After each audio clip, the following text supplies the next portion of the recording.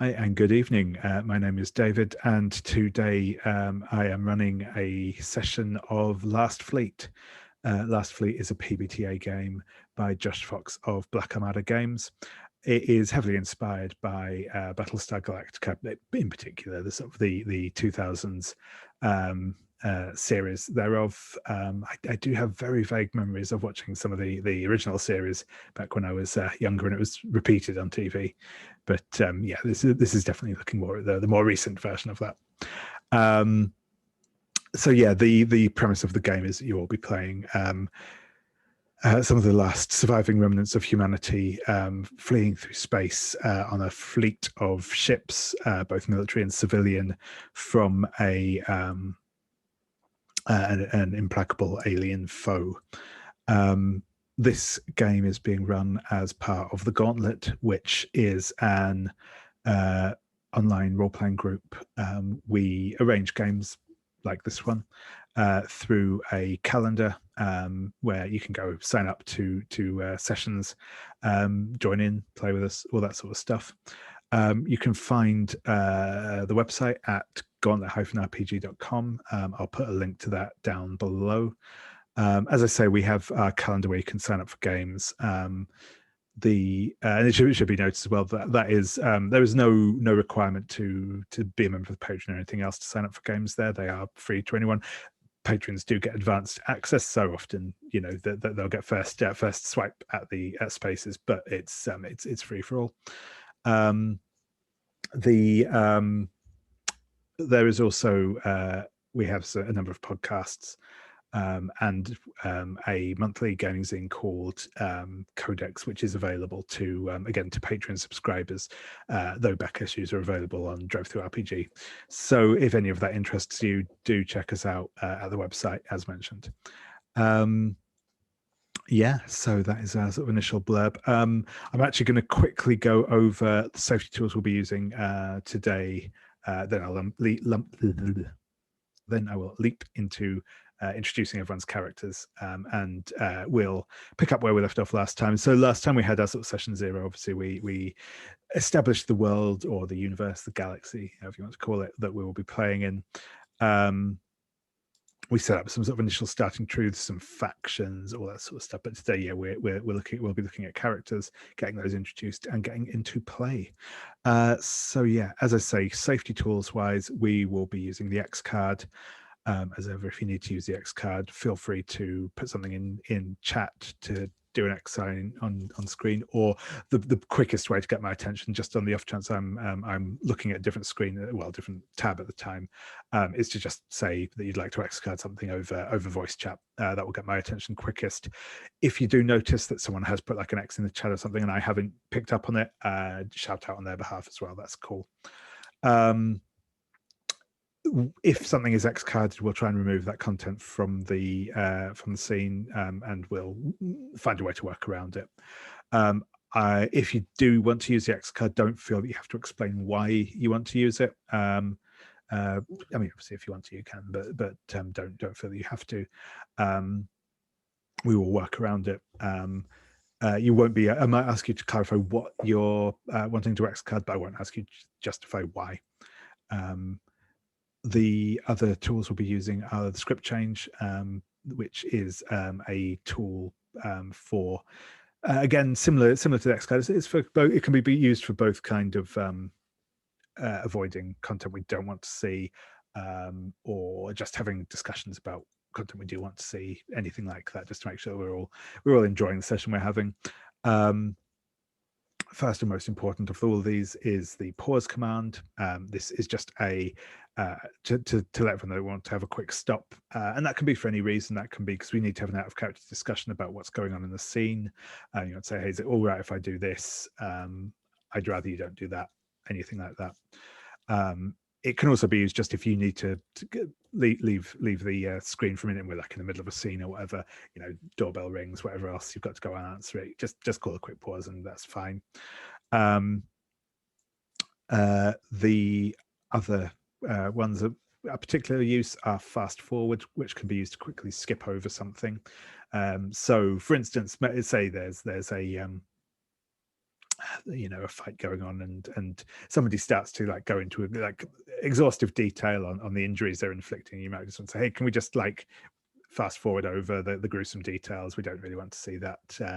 Can we just get to the past that? Or it might be because the scene's getting a bit long, we just want to skip to the end, or skip to, sorry, not the end, but skip to like when a decision is made, if like conversation is getting a bit circular. The other of these I think is particularly useful is rewind, which can be used just to call out that you want to have a quick change made to what's happened in the scene so far. Again, this might be because some sort of content is started to go down the sort of direction that you're not like particularly happy with. Things are getting into some subject areas that's maybe not what we want to see. We want to just kind of take a step back and rewind to a point where before we got into there and go in a different direction. It might also be just you realize you've kind of made a bit of a mistake or haven't stated something quite the way you wanted to, and it might cause confusion, or just you thought actually the way I phrased that isn't really what my character would say. I think that what they would actually say would be X. Can use a rewind for that too. The other tools we're using, we have some lines and veils set up. Those are in our for the benefit of my players. Those are in our safety and resources tab. Just have a quick refresh of those, just to remind ourselves what we have in place there. We will also be playing under the open door policy, and this is quite simply to say that if at any point you need to leave the session, whether that is again because you just need to take a quick break, or because something has come up, or you're just not feeling the session, you just need to leave the rest of the evening. Any of those reasons is all perfectly fine. If you can let me know like a rough time when you're likely to be back, if you're taking a break, or if you are going to just be gone for the rest of the session, it's useful if I can know, just so I know what to like plan and manage stuff around. But you don't have to. If you need to leave, that's fine. Do what you need to do, and that is absolutely fine. So that is all of our safety tools, that's our safety tools covered. I'm just going to now ask my players to introduce themselves and tell us a little bit about the character that they will be bringing to the table this evening. So I'm going to go, as is traditional, in our character keeper order. I'll start off with Anders, if you'd like to introduce yourself and tell us a bit about who you'll be playing this evening. Hello, I'm Anders. I use he, him. I will be playing Olympia, Jinx, Vega. She is the Aries playbook, which is the insubordinate maverick, basically. She is part of the security force on board the ships, which, if I remember correctly, is from one of the corporations, or the corporations as a group. I don't remember which.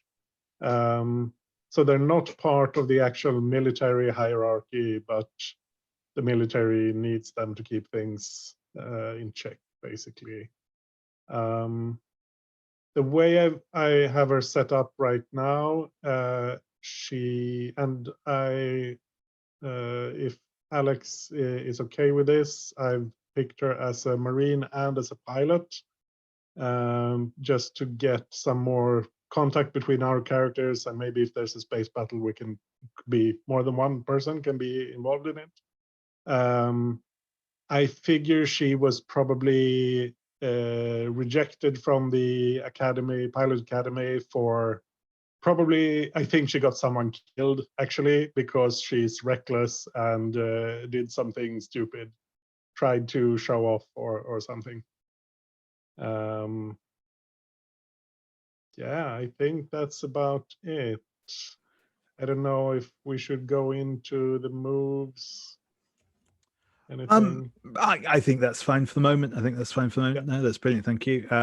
Yeah, what we'll do in a moment, once we've introduced everyone, we'll go around and we'll start going through everyone's starting relationship questions, and we'll probably build up a bit more of a picture of each of the characters at that point. But yeah, this is just good for getting us a good initial snapshot to give us something to work with. So no, that's perfect. Thank you very much, Anders. Awesome, thank you. So next up, Stephen, if you'd like to introduce yourself and tell us a bit about who you're playing. Yeah, well, I have no claim to having come up with this name myself, since it came from the Norwegian name generator. But I am Jesper Lye. I am the Gemini. I am a mechanic in the flight bays of the of our yes, I'm a mechanic in the flight bays of our flagship of our fleet, and I am one of the more connected fixers in our black market. I have connections to all the dangerous, terrible factions, some of which I helped create, one of which I helped create, and am always looking for things to deliver to them. I mostly pick the image. I think Jesper's a bit younger than he is in that image, probably more in his 40s or 50s rather than like 60s or 70s like that guy is. I just really like the image of that rig that I came across in that image. Yeah. Can I just ask, is that image an amputee? Yes. Is Jesper an amputee? I think so, if that's okay. I know that there's an ask first, so I was gonna throw it out there. That's fine. That's why I was querying. I have no problem with that at all. Yeah, no, that's fine. And I think again, yeah, I think I certainly mentioned in the other game I was playing. Yeah, when it comes to the sort of ask first there on disabilities and permanent injuries and like that is more in a case of in the sense of inflicting them on characters in play rather than obviously playing characters with disabilities is perfectly cool. I haven't got a lot of me left to lose anyway, so yeah.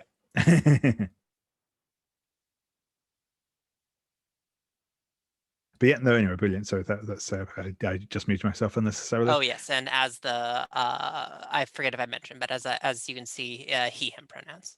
Yeah, perfect, cool. Cheers. Perfect, thank you very much. And next, Alex, if you'd like to introduce yourself and tell us a bit about who you're playing. Hi, yeah, I'm Alex. He, him, or they, them pronouns are good. I am playing the Virgo playbook, who is sort of the self-destructively perfectionist one. I've named her Jade Bakunawa, call sign Sunset. She is a pilot and tactician, sort of the wing commander type. Consummate professional, ultra competent, hyper competent, that sort of thing. Although I imagine the stress of her position is starting to get to her already. And that's all I've got for her so far. Yeah.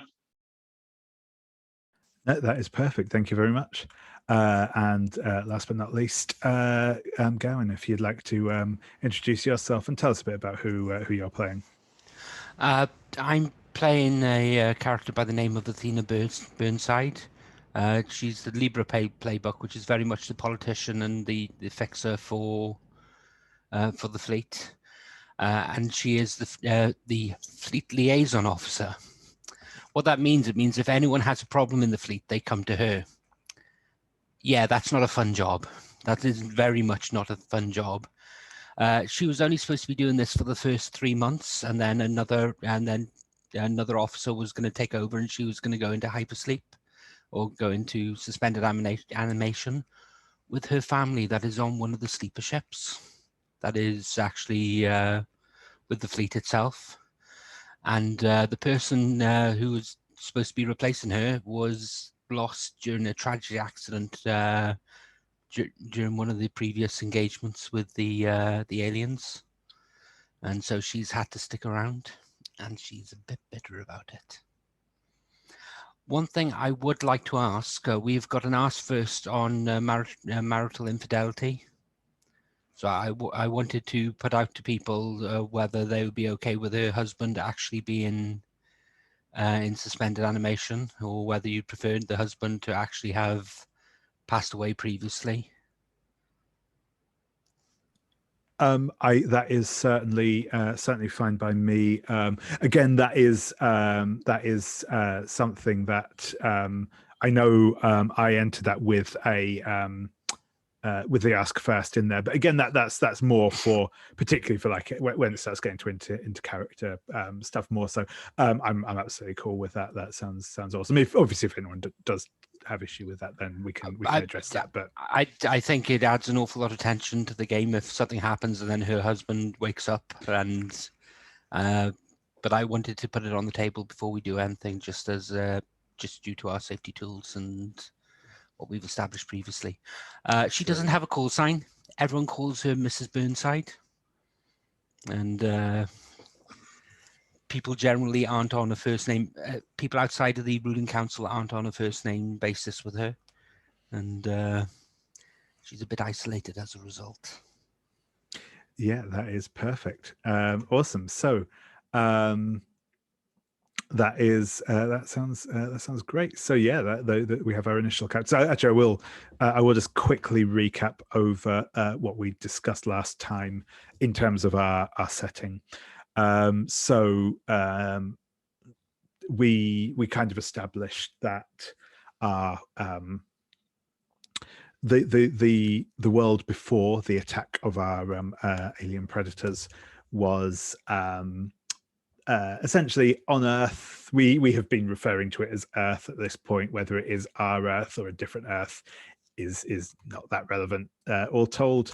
But there was that is where sort of people originated from. There had been an increase in the number of interplanetary colonization efforts already going on as a result of both man-made and other degradation of the planet. So there was a big push to move to colonize and live on other planets. As all this sort of stuff was taking place, the Earth came under attack by an alien species or an alien entity known normally, also known officially as the Geist, or just ghosts. They have not actually been physically perceived. They seem to have some abilities to possess machinery, particularly starships, which they have used to wage war on Earth. There have been various incursions by them in the past, but in the lead up to where we are now, the Earth was wiped out by an attack by the Geist. Most of the off-world colonies have also likewise fallen. Certainly, as far as the fleet is concerned, since you lost contact with them.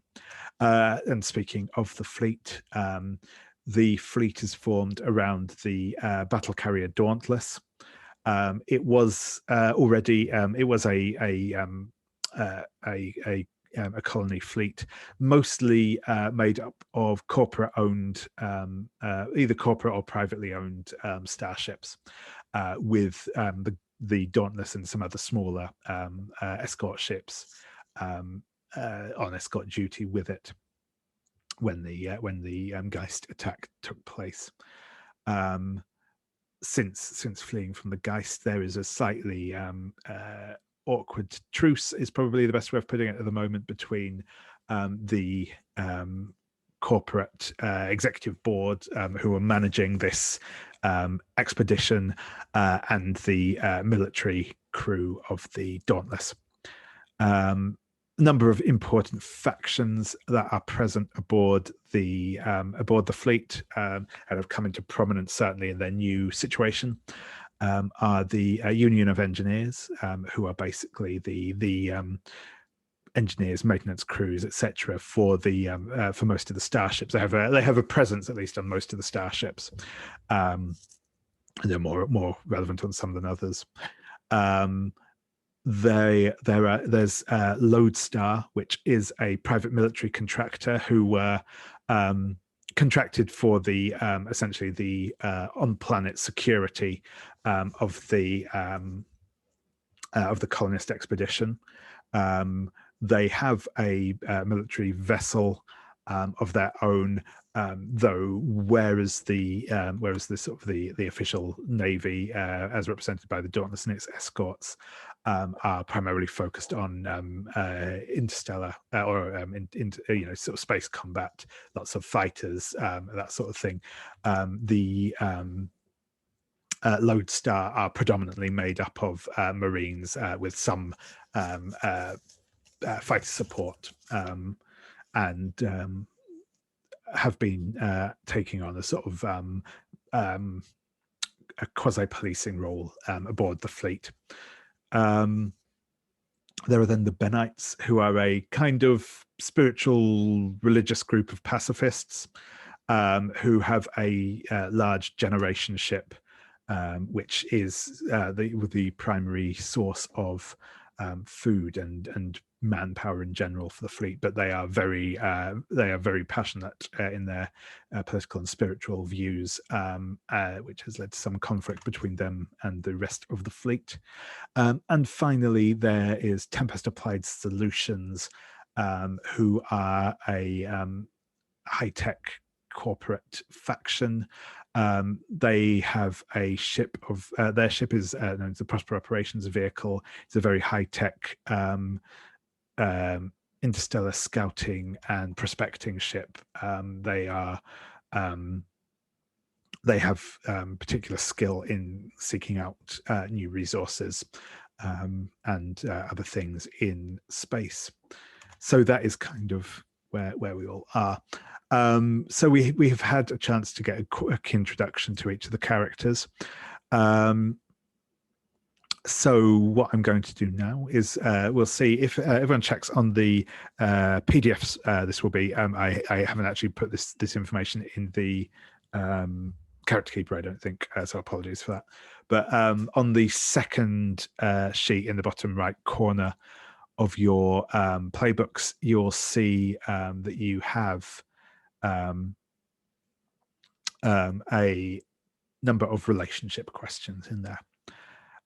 So what I'm going to do now is we're going to go around, and again I'll probably go back to just doing this in character keeper order for the moment. Is we'll go around each of you and answer one question at a time, or ask or answer one question at a time.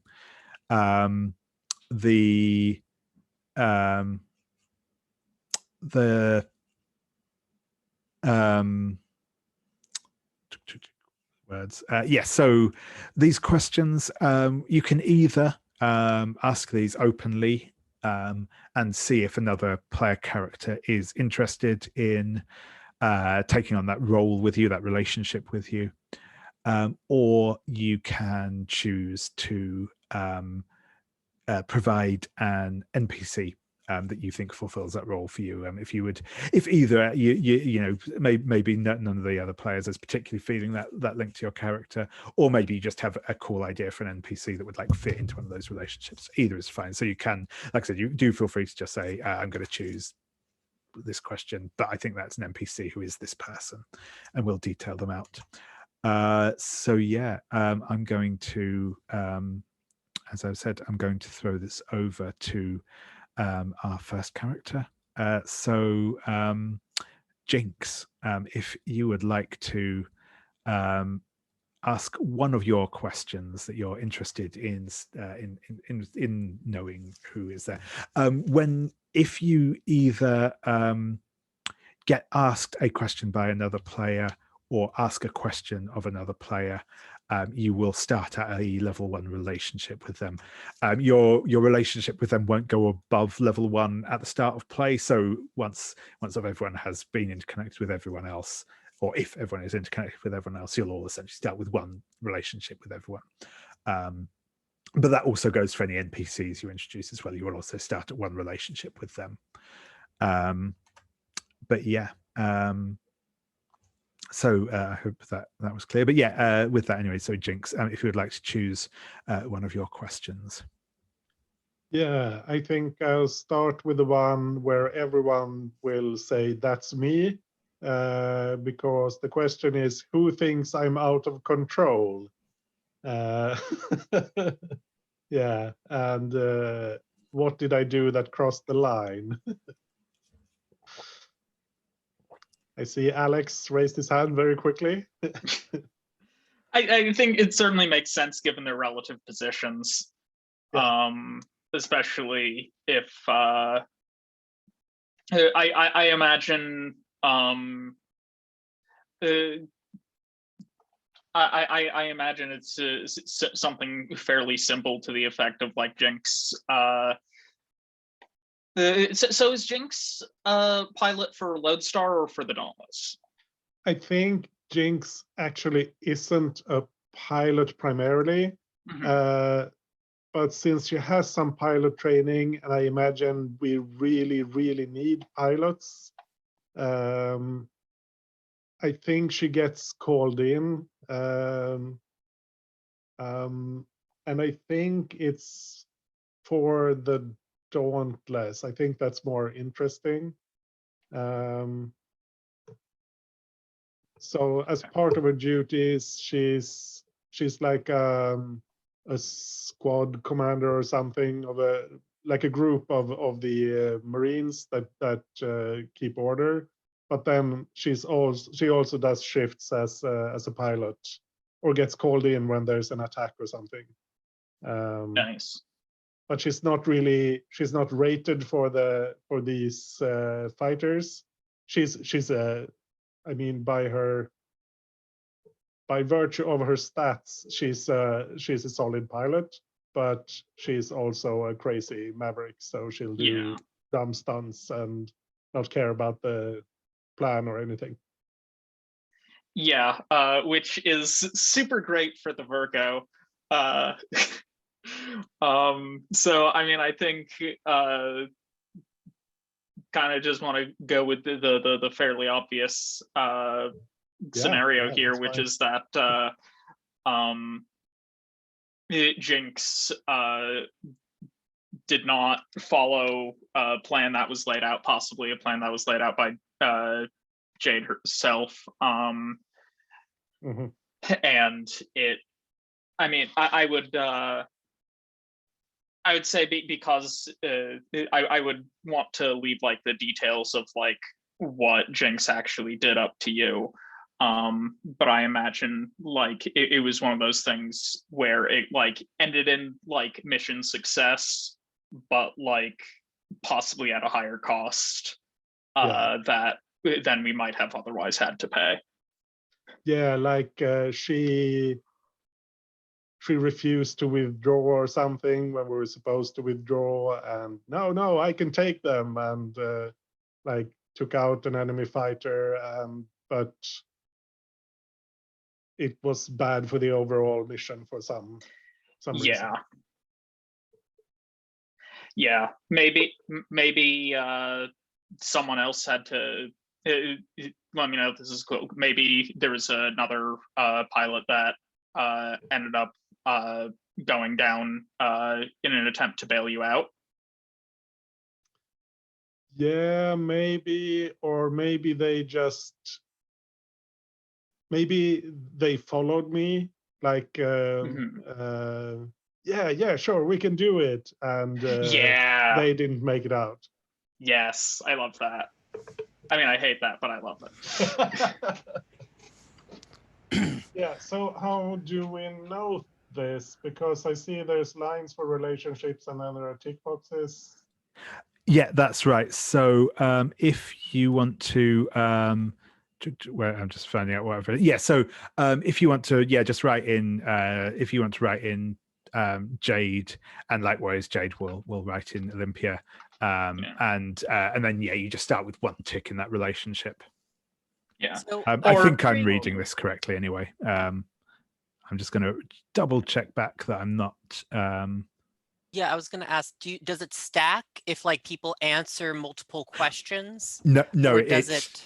It doesn't. Sorry, Okay. I've literally just read. I was just looking through the PDF of that, but no, specifically at a start play, it doesn't stack. So once you Okay, have that's what I established a thought. relationship, that it is at one at the start of play. So yeah.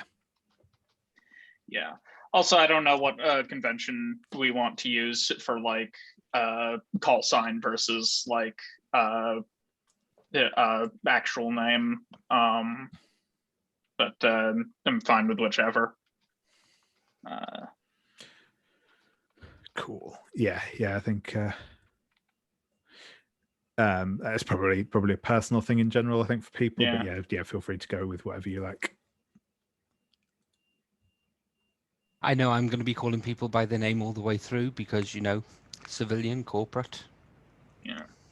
Yeah, and I think I'll be using the call signs mostly. And I know you children get sad when I don't call you by your call sign, so. Awesome. Cool. Can I just ask a question with regards to that relationship? Would it be interesting to actually, rather than have the person go down, actually have them be injured and in the sick bay, so we can actually have them as an NPC? Yeah, that's good. That's good. I like that. Yeah. Cool. We might learn some more about them later. Cool. Perfect. Thank you. Right. So so Jesper, if you would like to if you'd like to ask one of your questions. Oh yeah, which of these do I want to go with? Yeah, I'll go with this one first. Who owes me for something? What was it? I think that was me. I think I had to come to you to solve a problem in the fleet and keep it off the books. Oh well, Mrs. Burnside, I'll do anything for old friends. We are old friends after all, right? I think one of the ships was actually having problems with their engines, and the Dauntless commander had refused to release the spare parts, and so I had to go through back channels to get them. Yeah, and we did have that one fighter that was irreparable, but the Dauntless was never going to give it up willingly. Exactly. So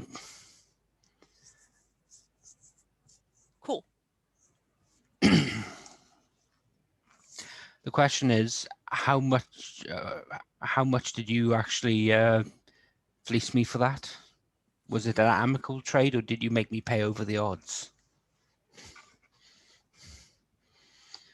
Or is there was the agreement that I owe you a favor that I have to return in future?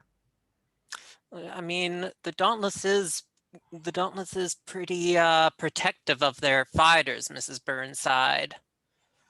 I'd hate for them to find out where it ended up.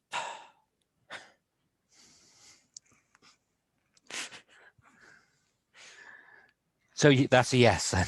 I think the yes is that there's there's like a favor owed. Brilliant. I just want to be explicit with this. Yes.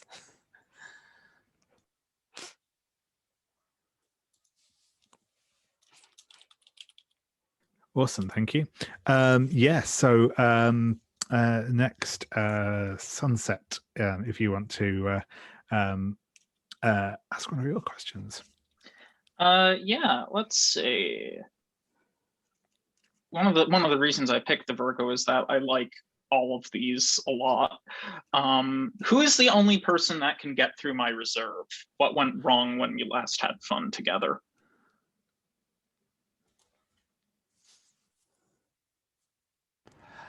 Can I take that? Totally. I think there was a reception the first night of the mission before the attack had happened, and I think we basically ended up drinking together and got a little bit too tipsy. Yeah. And I think my husband saw us and got rather jealous and thought something was going on there. I like And- it. and You he- really he hit ma- it off, is all. He made a scene. Nice. So, all right. Like that. Cool. Perfect. Thank you. So here's my question. Sorry. Is Jade able to call Mrs. Burnside Athena or not? Sorry, is Jade able to call Mrs. Burnside what? I didn't quite catch. Your Athena. Your first Oh name. yes, Oh. definitely, Sweet. definitely. Although I ask you not to do it in public. Oh, totally. Absolutely, Mrs. Burnside. And it's Afi. And it's Afi to my friends.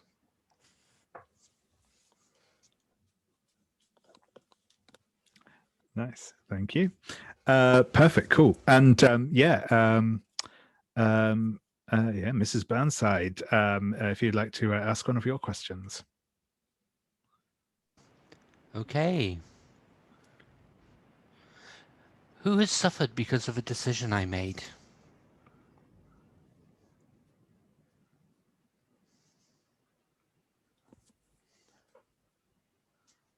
Sorry, could you say that again?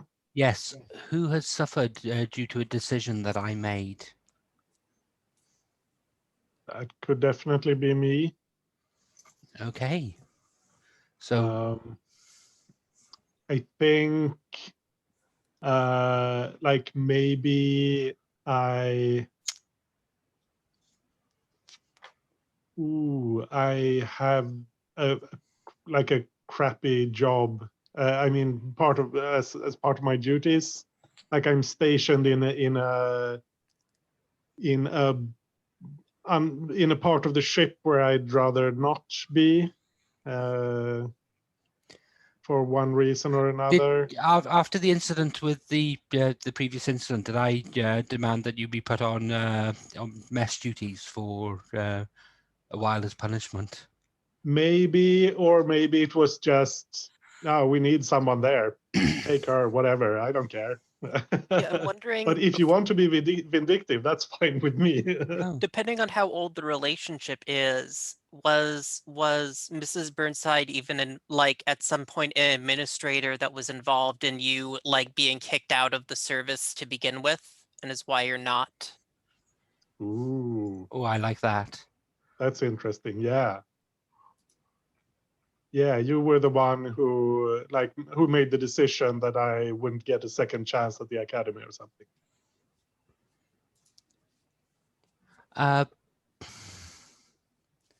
Or?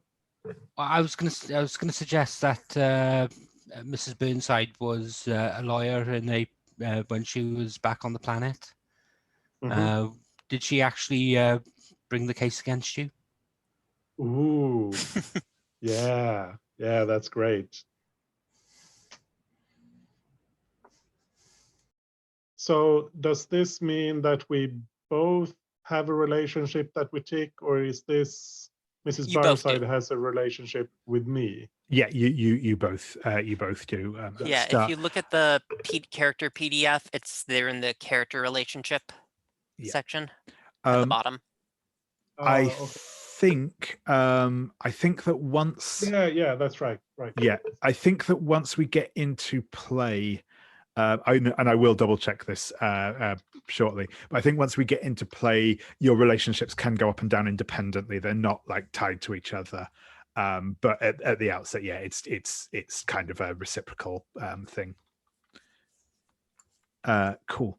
No, that's perfect. Thank you very much. That's nice. So yeah, before we sort of go around again, what I'll say is like I'd say we'll probably do like call it probably 3 of these questions. I think at that point we should have sort of some nicely fleshed out stuff with allowing space for sort of NPCs as well. Like, and as well, it means if there's like one of the questions on there that you're not really that into, we can just leave it aside. And also, if we get around and you've done 2 and you think, no, actually that's enough for me, that's also fine. But I think, yeah, probably aim for 3. Sounds good. Unless you have want to bring in use your 4th question to bring in another NPC as well, that's fine. But my probably plan for 3 is where I'm thinking at the minute. But yeah, so with that said, we're back round to to Jinx. So is there another of your questions you'd like to ask again, either to the players or just to bring in an NPC? Yeah, I figure I should have some relationship with Jesper, and there's 2 that could work. So Stephen, let me know if either catches your fancy. One is, who do I have a rivalry with? How did we recently compete and who came out on top? So that's one of them. The other is, who is my partner in crime? What antics did we get up to together? And if neither of them works, that's fine. I can do something else.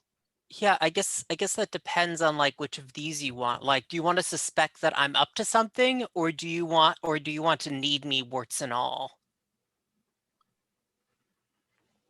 I think the latter. Cool. Let's go with the partner in crime then. Yeah, because I don't really care that much about the rules. So if you're but I have a few ideas for super dangerous rules I could be breaking. Yeah, so maybe if you wanted.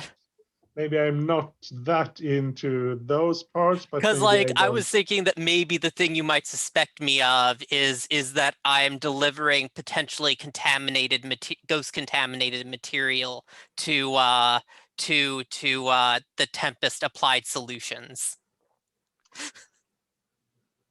Ooh, I think I could be okay with that. I mean, if you want me to be okay with it, then I could be okay with it, because like they're trying to solve problems. Or are we partners in crime, but you don't know about this half of my business? Could be. Sure, let's go with that. So I think that's also resolving the question I was asking of who suspects I'm up to something. But I think maybe, are you helping me ship some contraband between ships in the fleet? But you don't know that I've snuck in some shipments of ghost infected material to some of the cargo. Yeah, that sounds great. Yeah, maybe actually my standard duty is to like check ingoing and outgoing cargo. And people coming and going to the Dauntless. So which would make me very, very useful for this. Yeah, and you've noticed that there are a few shipments that seem off kilter even from your perspective, but and it's aroused your suspicions. So we'll see what comes of that. Yeah, sounds great. So there was, partner in crime. What antics did we get up to together? Yeah, we have answered that. Smuggling contraband. Awesome. Yeah, that's cool. I like it. Nice. Perfect. Thank you very much. So yeah, Jesper, I know we've just kind of answered part of one of your questions kind of in doing that, but is there another one you'd like to ask? No, I'm well, sure, I can take a look here.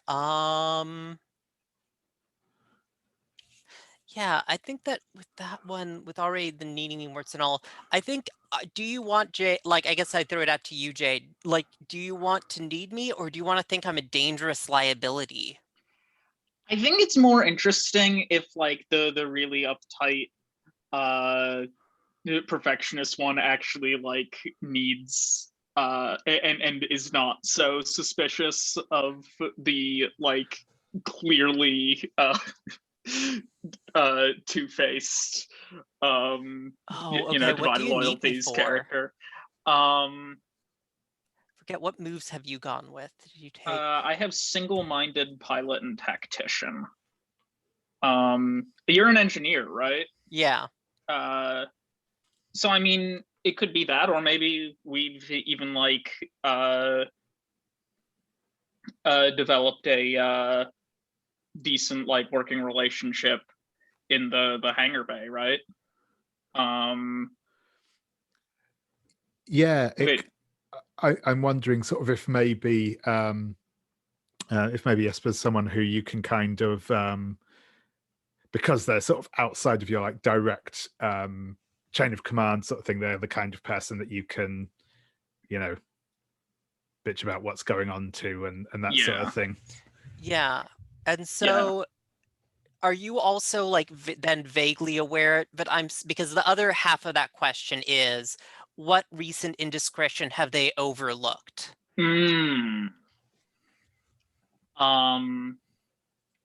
So like really these two questions Yeah. are kind of just asking flipping the question around. That one is who thinks I'm a dangerous liability and why haven't they taken action yet? The other is who Yeah. needs me warts and all and why what indiscretion have they overlooked? Yeah. I think I think it's probably like materials from the hangar bay, or like, you know, if there's like a fighter that or parts of a fighter that go missing, like Jade's not going to miss that. Okay. Yeah. But either you know, I'm not sure. I think maybe she probably doesn't like. She's like, oh, Jesper probably has a good reason for that. Always do. But yeah, but I think that leads into I wanted to ask a question of which one you thought was would be more interesting for Jesper, though. I which feel would like it be doesn't make sense to your character to have overlooked some of the more serious stuff, but I think that if you are like, so it sounds like if you're aware of the smuggling is maybe the indiscretion that you've overlooked. yeah, that's that would be my impression. I think she has no real idea of like the full scope of it or anything. Okay, cool. But like if a few tools have gone missing here and there, I think if we actually like get along pretty well, and to that end, like I guess so then my question is which of these do you think works better? Who knows how close I am to cracking? What did I do recently to reveal the pressure I'm under? Or who did I let down and hasn't yet forgiven me? What for? Oh, I think I know you're close to cracking. Thought it was definitely leaning towards that one. I know that Jesper probably loves to know dirt about people, so Yeah, and I know that like, because I just want to throw that out there. I know that like your playbook has the like, I don't know how much you want to lean into that aspect of the playbook, but I know yours has like the stemmed up like move. So I'm wondering how much do you think that's an actual like, do you think your character is close to like doing like enhancements to like keep the edge off, to keep like focused, or do you think this is more or not? I'm not sure whether I want to lean into that yet or not, frankly. Yeah, I didn't take it at the beginning. But I'm not gonna leave it like rule it out completely. But I think it depends where things go and play. Okay, cool. So I just wanted to like kind of clarify for myself if that was something I'd be noticing, but I'm hearing no then for now. For now. Yeah. Okay. But I guess the question then is, what did I do recently to reveal the pressure I'm under?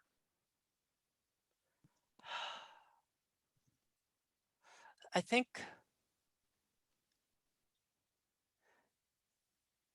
like, I don't know. I'm kind of imagining, like, did you like,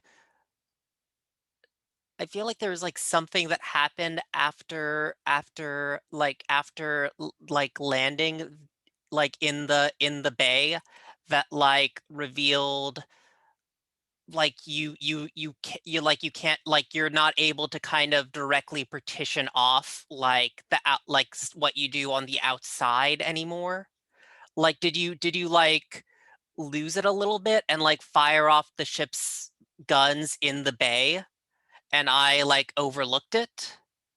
I think firing off the ship's guns in the bay would be like a little Yeah. bit much. I like the idea that it was more. It was more something like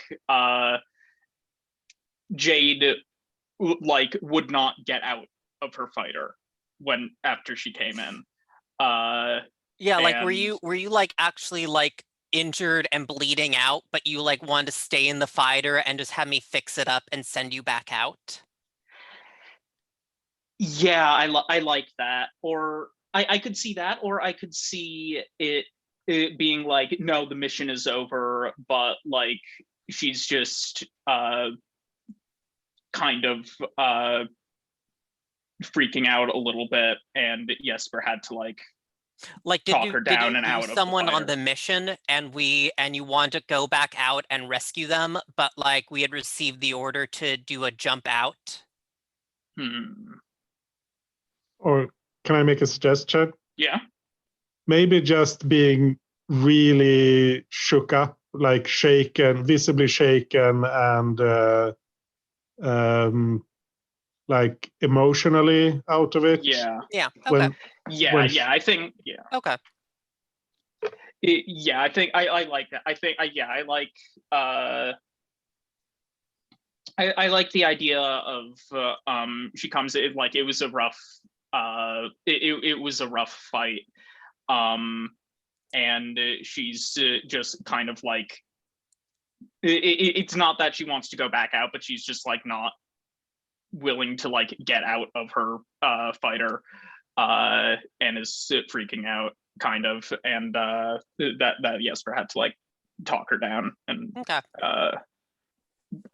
out into like, you know, going back to being like a person.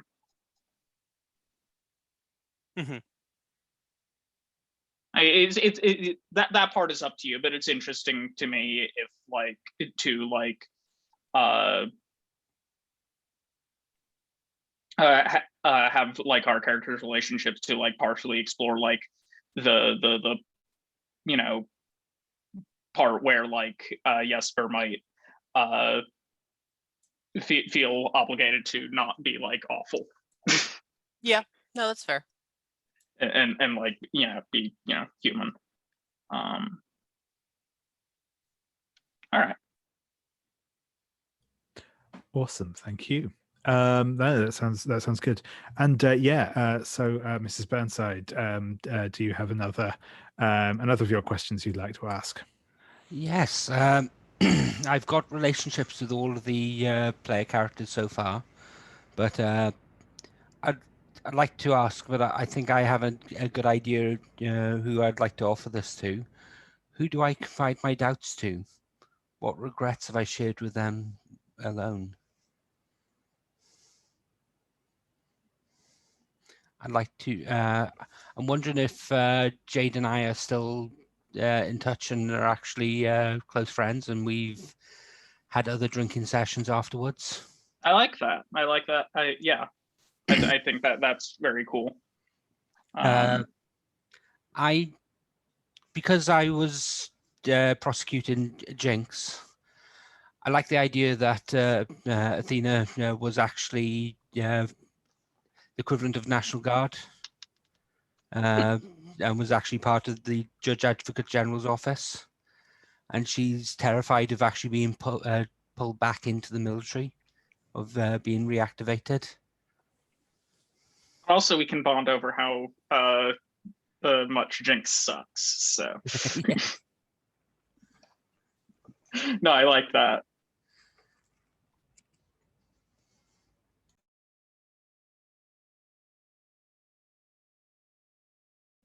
Awesome. So actually, I think what we'll do there is if we take our first break, and if we want to come back at, if we call it 22, so about 8 minutes, we'll do like one last quick round to see if anyone else has any more questions they want to ask, either to other players or to bring in an NPC. We'll then introduce, we'll then sort of just get some details, some initial details on, like I said, some of the sort of significant figures in the fleet as a whole. And then we'll get to play. So yeah, we'll take, as I said, take about 7 minutes now, and then yeah, I'll speak to you all in a moment.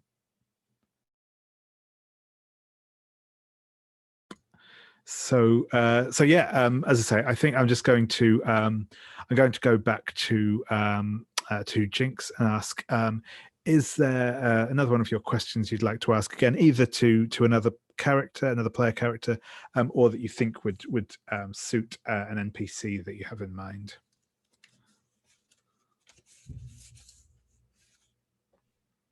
To flip the windows, yeah, I think the ones I have left is a rivalry, and someone who wants to win my admiration.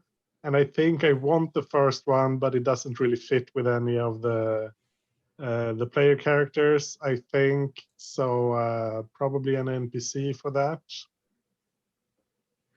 Sure thing. So you have a rivalry. Oh, sorry. The other one. Admiration. Sorry. Yeah. But I'm not sure. It could be the pilot who got hurt. I named him, or set his call sign as Mammon. That could work. That could be why he was willing to take a big risk. But I also kind of already have a relationship with him. But yeah, now let's go for him. I think that's interesting, because then he's someone who wants to impress me, and the other player characters know that I'm a loose cannon who you shouldn't want to impress. So yeah, that seems interesting, I think. Yeah, no, absolutely. I was going to say, I think that puts an interesting spin on like the fallout from that thing, because if they still, even after all that, they still look up to you and want to be more like you, then yeah, that's quite an interesting relationship in its own right, and also obviously potentially puts more tension on that relationship with Sunset as well. So yeah, I think. And that's do we cool. have relationships with NPCs? You do, yep. Okay. So obviously with NPCs, they're one-sided. It's only you that records that. But yes, you do indeed. You still get a relationship with the NPC as well. And we'll get onto that in a little bit, but once we start getting more into the mechanical side of things. But relationships are quite important in terms of how you interact with people and ways of relieving stress, but also potentially as sources of stress if things go badly. Yeah, no, that's cool. Yeah, awesome. That's so yeah, Mammon is their call sign. I will detail a full name for them at some point, but that is enough for us to get going with. So brilliant. Thank you very much, Jinx. That is awesome. Yeah, so next go back to you, Jesper, again. If there's another question that you want to loop in with an NPC or another player character, though I know you're quite tied in, I think, to the other player characters at this point.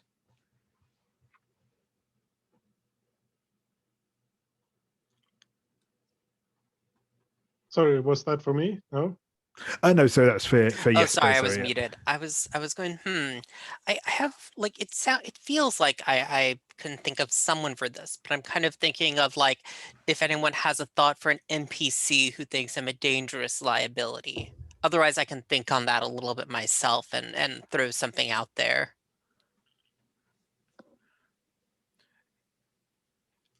Yeah. I'm wondering my thought on that is possibly, and it's likely a character that we'd be sort of introducing anyway, but maybe the Oh, is it Jinx's superior? Yeah, it could be. It could potentially be somebody like a member of like the PMC or something. The other thing I was thinking of was maybe the like the leader of the union, essentially. Sure. But like I said, yeah, any of those is good, really. Sure, it can be the leader of the union once they have a name.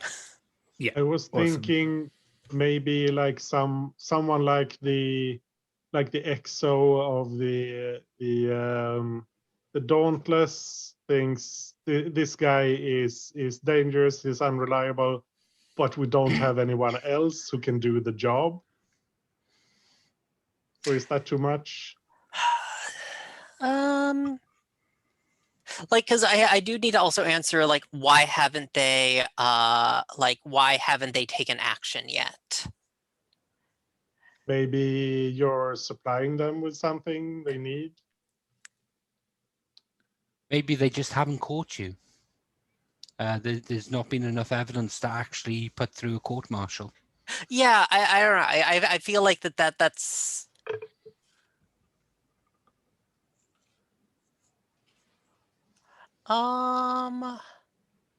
Because I feel like that's like almost the other question, that there's a who suspects him up to something and will arouse their suspicions. Yeah, that sounds more fitting for that. Yeah. I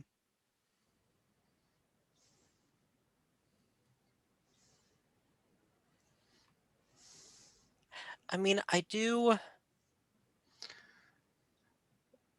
Here's a question. Is there anyone else in the black market that thinks that you're bringing too much attention to the actual...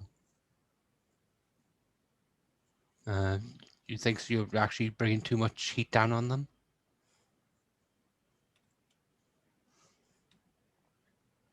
Yeah, I guess I actually think that I will go with the XO, who does think that I'm a dangerous, but because I do want to bring in something to humanize the character a little bit, like Jade said. I think that the XO and I, that of the Dauntless, is that I'm one of the few people here that are like the Dauntless's original crew. And the two of us are like kind of the old timers on the ship. And so there's like this friendship between us, even though he thinks I am ultimately a danger to the crew. Yeah, and that's why he hasn't taken action. Yeah, maybe the Dauntless was like the ship that he first served as an ensign on, and you know, all that sort of thing, and yeah, no, that's cool. I like that.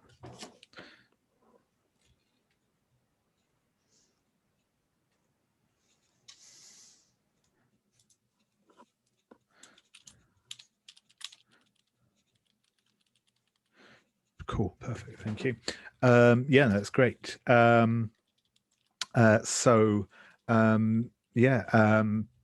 Jade, how about you? Do you have another question you'd like to ask an NPC you'd like to bring in, or anything else?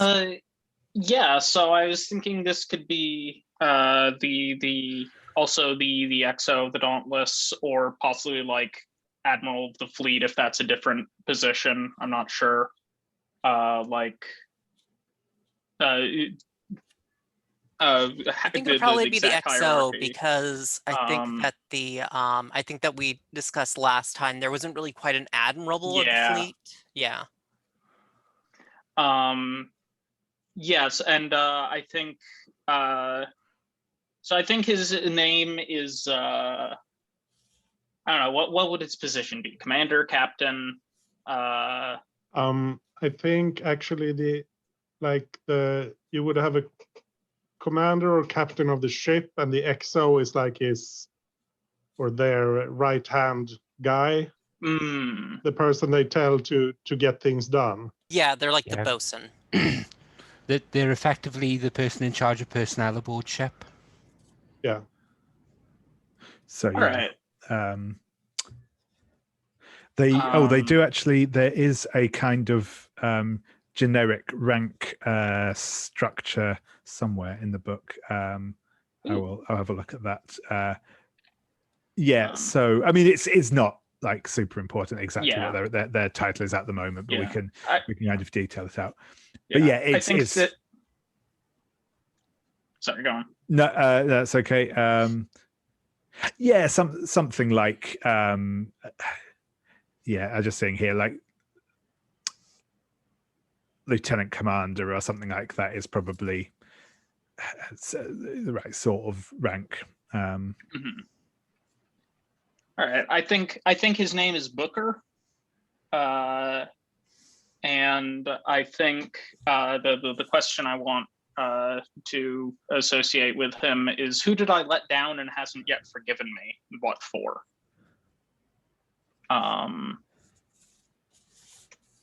Though I'm not sure whether I want that, like as far as the what for goes, whether I want that to be for like something mission or op related or something personal. I could see it being interesting either way. To just this a random thought, but were you the what? But did he end up blaming you for Jinx and Mammon flying off on their own and on that mission? Yeah, you were the wing commander on that mission. Yeah. It was your job to make certain they kept information. And maybe Mammon is like his son or something. Related. Weaving a tangled, juicy web here. Yeah, I like that. You know, I failed to keep Jinx in line.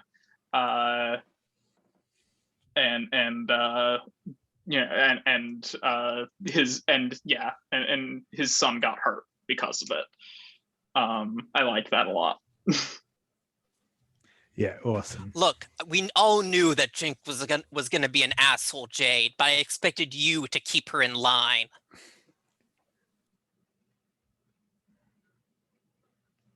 Yeah, awesome.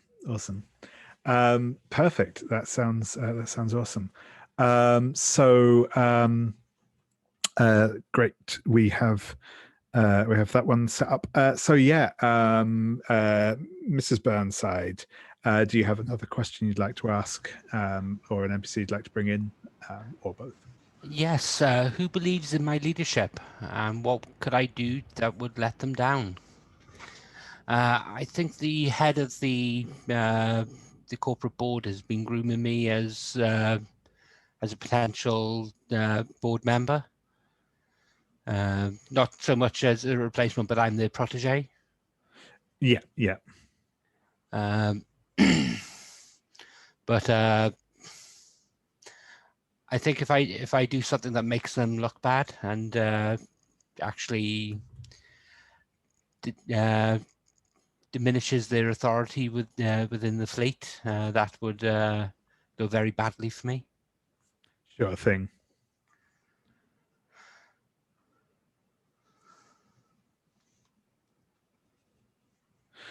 And I think that's Jürgen Mask.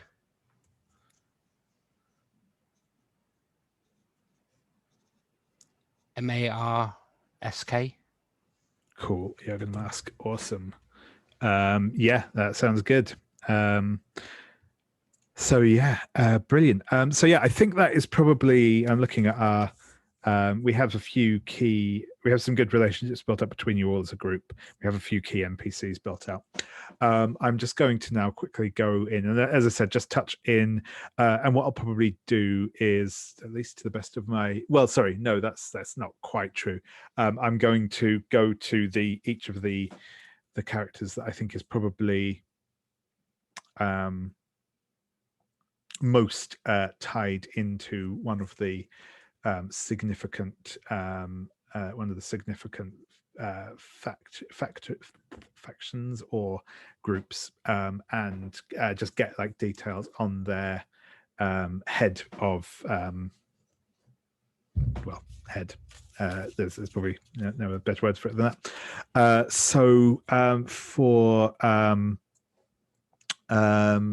For Jinx, who do you think is in charge of Lodestar, the private military company, and what are they like? Just in a like a quick kind of sketch. It doesn't have to be anything too detailed. Yeah, I think it's ex-military, like not really high rank, like a captain probably, but who had a reputation as he had a strong reputation among the other soldiers, so he could pull in a lot of people, recruit a lot of people, and now he's trying to run a corporation that's a bit too big for what he's set up, or what his skill set enables him to handle. So he's got some people around him who's trying to help him, but he wants to be the guy in charge. And yeah, so there's a lot of testosterone in the top among the leadership there. Yeah, sure thing. That sounds good. I like it. Cool. So Jesper, I'm going to ask you about who you think is in charge of the union, and what sort of person they are.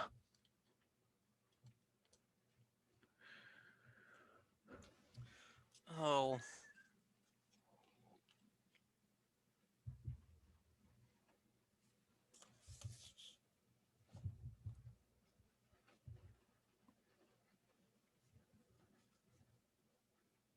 I think Katie did, who like she was maybe like, her parents were colonists, but she's been born and raised on ships, and settled into being a long hauler early on.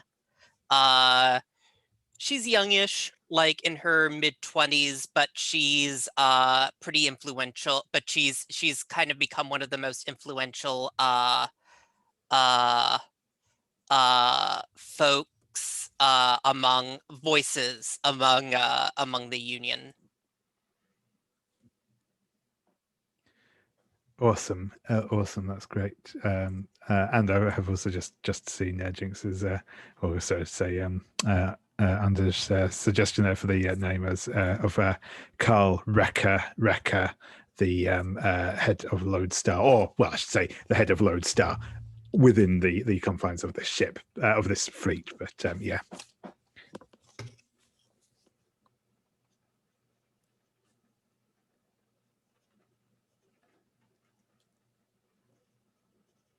Awesome. Perfect. Thank you very much. And yeah. So Jade, we have we obviously we know we've got Lieutenant Commander Booker, who is the XO on the ship. Who do you think is the captain of the Dauntless, and by extension the kind of head of the military faction on the fleet? And again, what are they like as a person? Haven't thought of a name yet. I'm hoping to have one come to me by the time I'm finished describing them. But I think I think he's like pretty, like, I think he's pretty young for his position, and is there like not nearly as like experienced and competent as Booker. I think he's there, like, the reason he's in that position is largely because of like political maneuvering of some sort. But that all being said, like, he definitely thinks the things would be better if the military were just in control of everything. And his name has not come to me, So, commander, captain.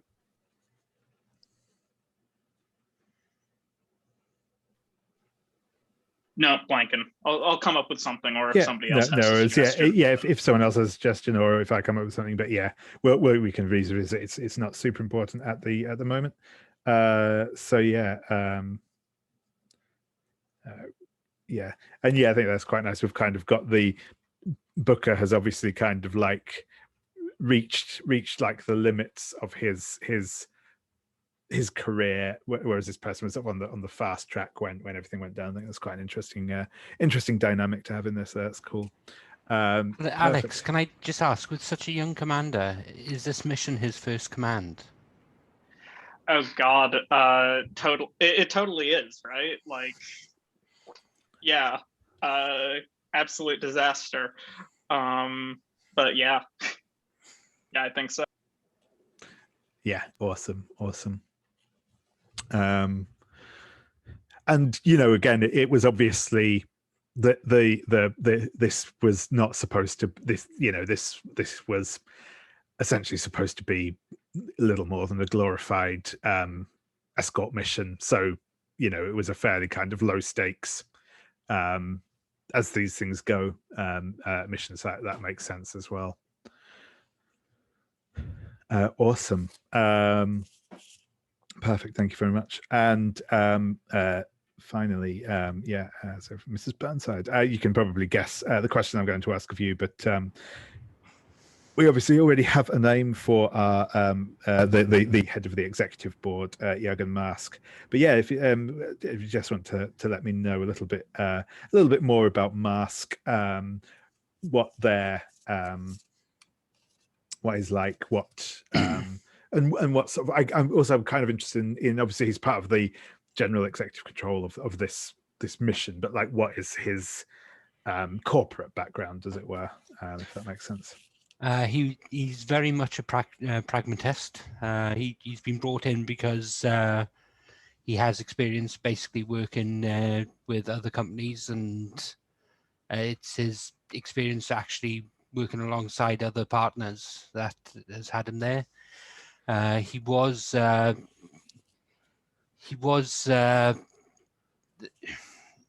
head of he's the VP in charge of mergers. Basically, he's in charge of going out and looking for businesses to hire, some businesses to buy. Sorry, and actually then working with them to bring in. He very much is a no-nonsense person. He doesn't like people fucking around, if you pardon the phrase. But he's willing to work with people that he doesn't necessarily like, to actually reach the mission, to reach the objectives that he puts forward. Although at the same time, if people are too much trouble than they're worth, he's more than willing to just cut them off.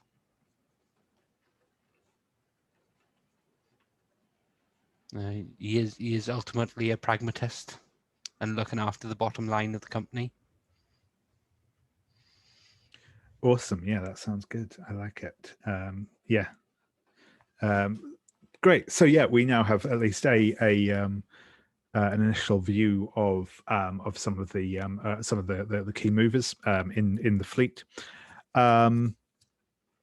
So we will move into like an initial introductory scene before our last break, and then we'll obviously get some longer play after that. So the first thing I'm just going to briefly touch on mechanically before we get going, because this is kind of quite a fundamentally important element of the system as a whole. We have you will see, hopefully, assuming that I've got them all right, on your actual moves on your character sheets in the character keeper, but it's definitely marked in the on the PDFs anyway, so so you can always refer to it there. You will notice that some moves, both of the basic moves and your playbook moves, are marked with an asterisk. These moves are referred to as cardinal moves. And there are two important things about these cardinal moves. One, the first one is that anytime you activate, anytime you trigger one of your cardinal moves, you earn a point of XP. So that is a just straight up irrelevant of what you roll on it, or for that matter, even if there is a roll, you will earn a point of XP. That is the first element of them.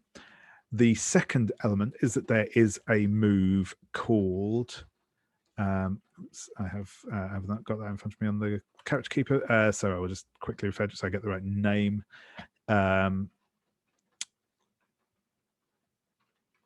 Raise the pressure. So you can raise the pressure by taking up to 3 points of pressure.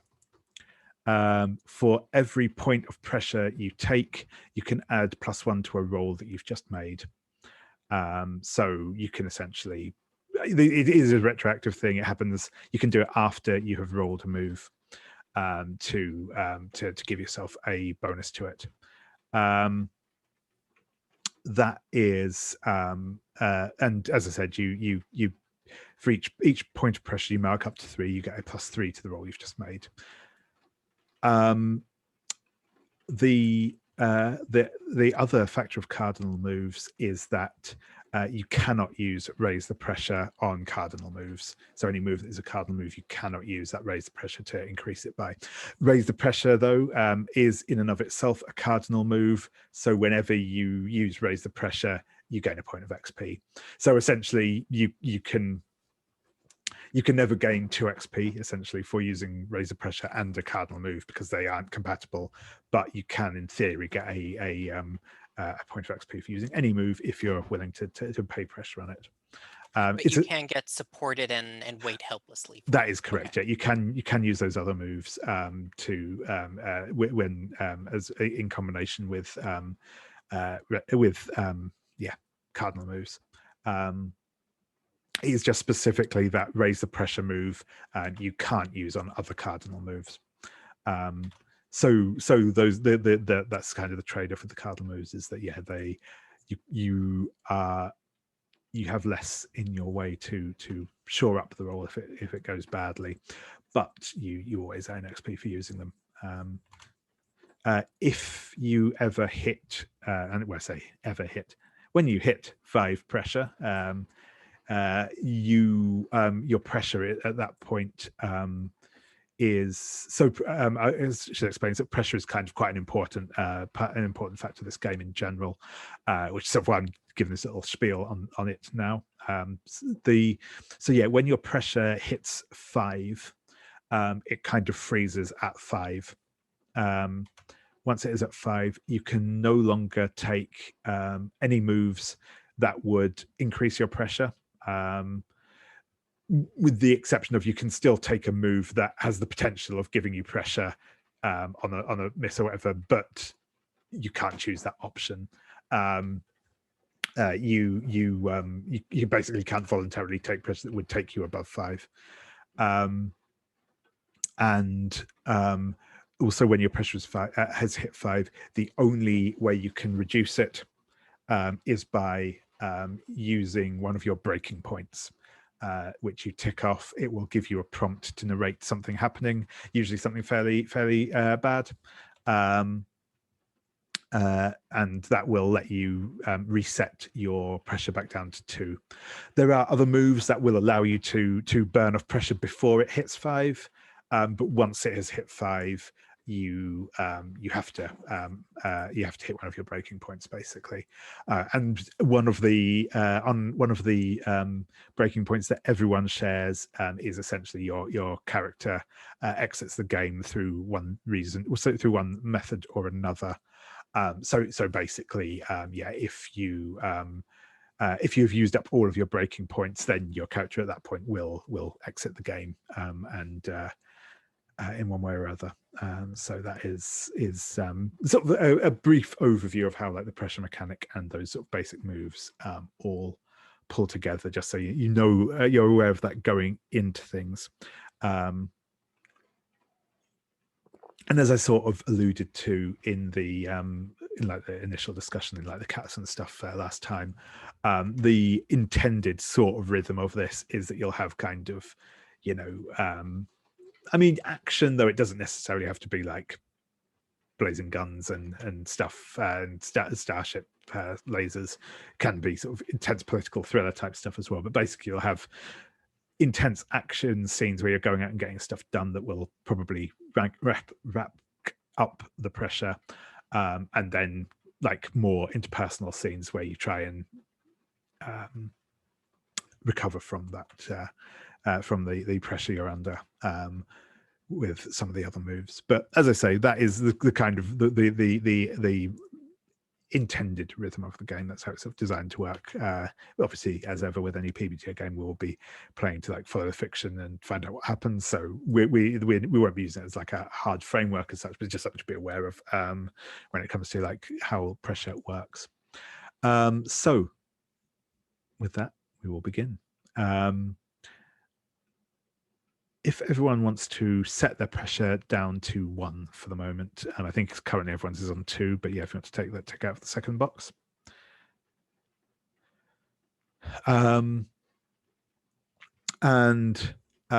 Klaxons are blaring on the ships. You're currently or certainly on the Dauntless anyway, probably not on all the civilian ships at the minute, but on the Dauntless for certain.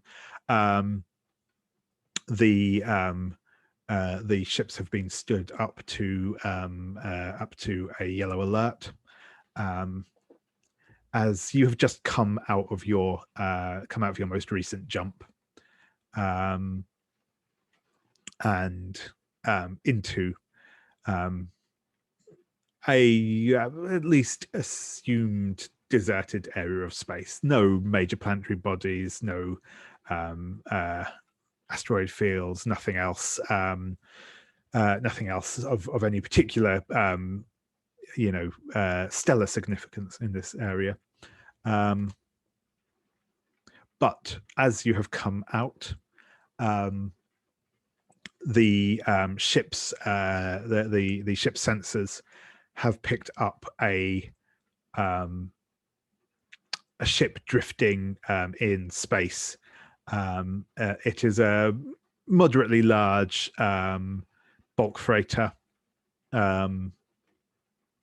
These sort of fairly standard ships that are used to ply between, or were used to ply between the different colonies, carrying both cargo and sort of some passengers, not like luxury liner sort of thing, but a way of getting from place to place.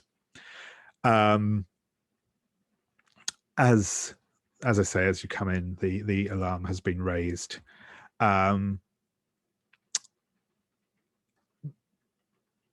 So Sunset, Jinx, you have both been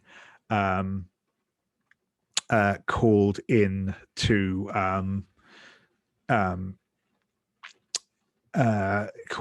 fly, to get ready, or at least to get ready to go with your fighters. So I'm just going to ask. I'll ask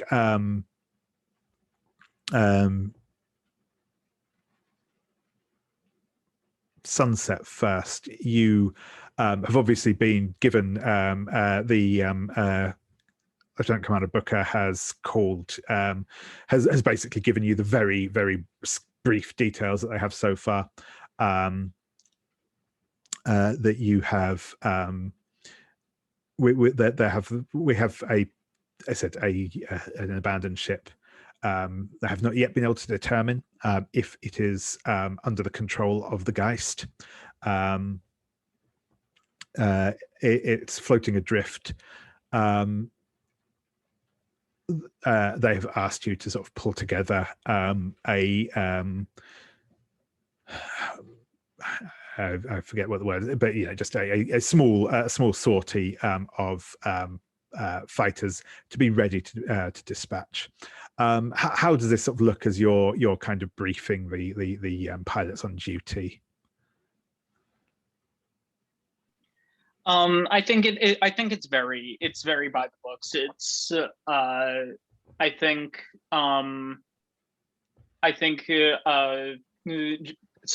Jade has like a little screen that she like gestures to with like as a visual aid, with like what shots we've got captured of the derelict ship, and like schematics for that model and such. I think she keeps it quick and to the point.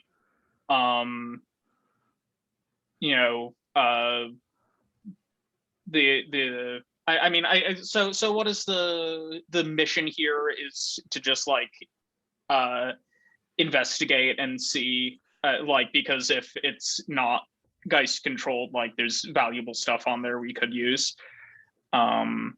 Exactly, that's the sort of thing you'd be expecting from this.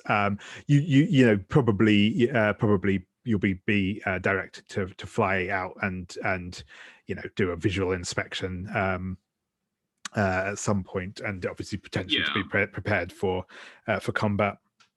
Yeah. So I think it's very by the book, very to the point. It like no beating around the bush, and though she does make sure to place a very clear emphasis on, like, even though this is a civilian cargo ship, I believe he described it as, like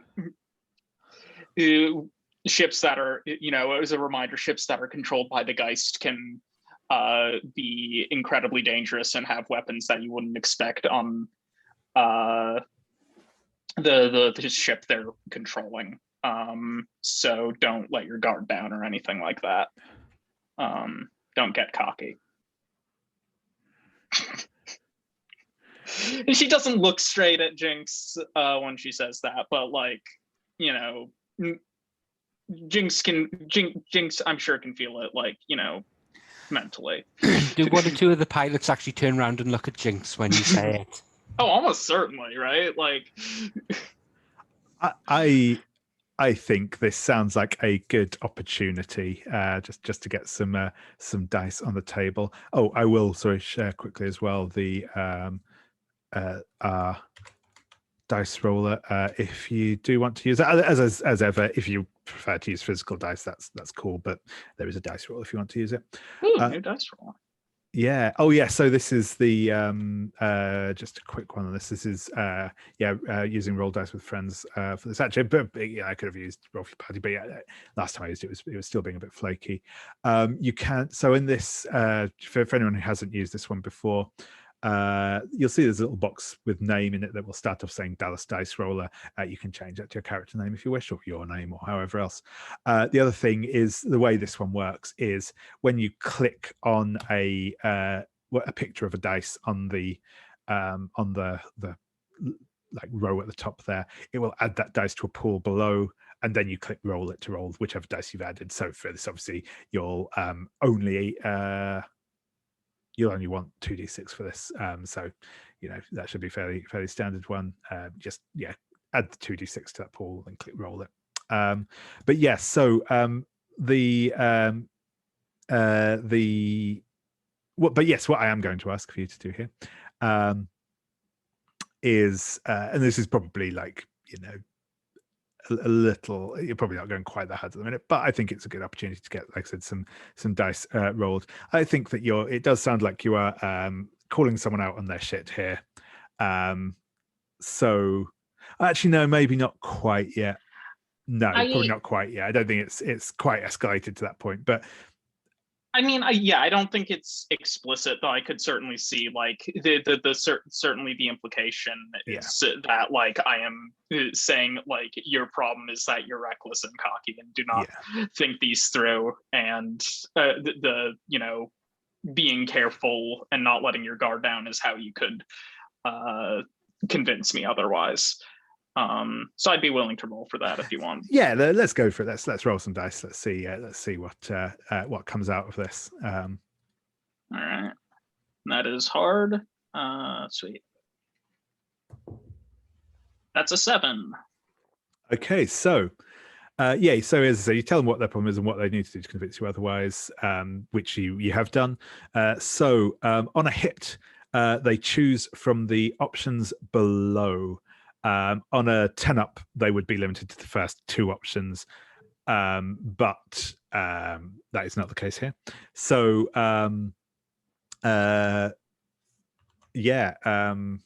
Jinx, how do you respond to Sunset?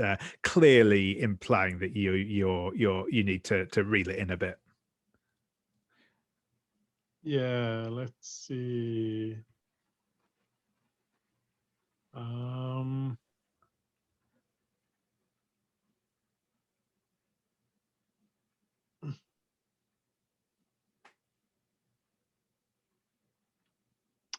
Oh, this was difficult.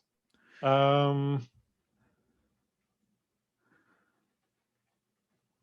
mean, this is either openly and forcefully refuse to do what you ask them to do, but that's kind of difficult to do here, except by just verbally protesting.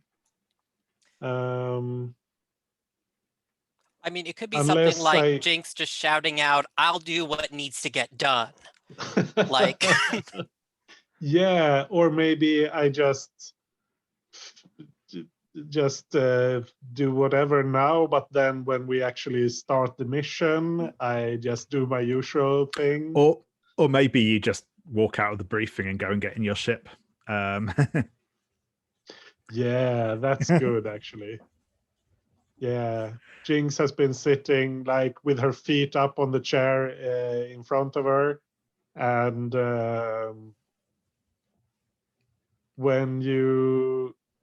after you've said that and someone looks at her, she just, "Are we done here?" and walks out to get her ship ready. Awesome. So perfect. So no, we're not. So so Jinx, you will mark a point of pressure. Yep. Yeah. So let's see. Yeah. Awesome. So we'll come back to the both of you in a moment, and I think we will cut away to the bridge of the Dauntless, where Captain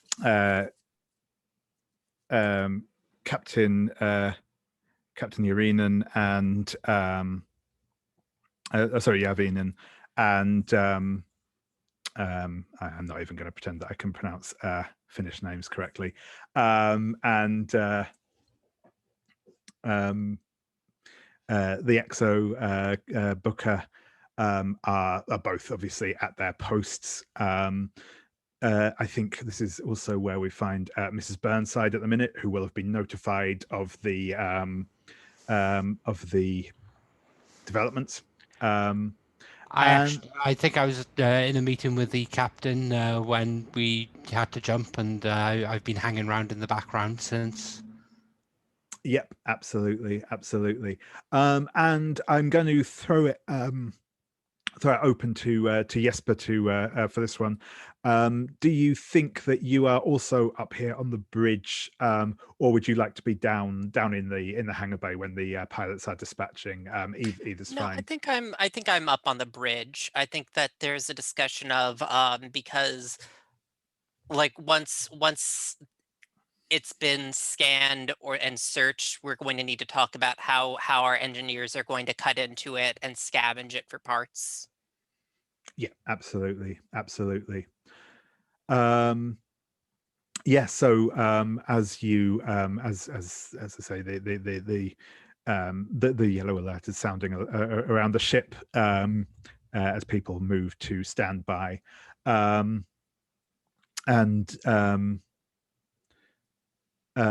yeah, the captain will be at his station, and we'll turn to you, Jesper, and say, so what's your assessment of this vessel? As he punches up the screen, what do you think are the chances of this being under Geist control? Well, and you said this was like a freighter? Yep, a fairly big freighter. It's probably larger than some of your kind of escort military vessels. It's a fairly big ship. It probably wouldn't have had a massive crew or a huge number of passengers. Talking maybe include if like it was running with a full complement of passengers at the time it was kind of lost contact or cast adrift. It maybe a couple of hundred people on it all told, and space for a lot of cargo. Again, what its exact status would have been, you're not sure. What I will give you for kind of what you just know from your familiarity with ships and seeing it up on the screen, this is a relatively, it's not new. It's not like fresh off the factory line, but it's like a contemporary ship. It's probably produced within the last 20 years or so. It's not a kind of ancient derelict ship that's been lurking out here since the beginning of space travel, sort of thing. It's something that looks like it would have been in fairly recent operation. Currently, we're definitely running at very reduced power. There are still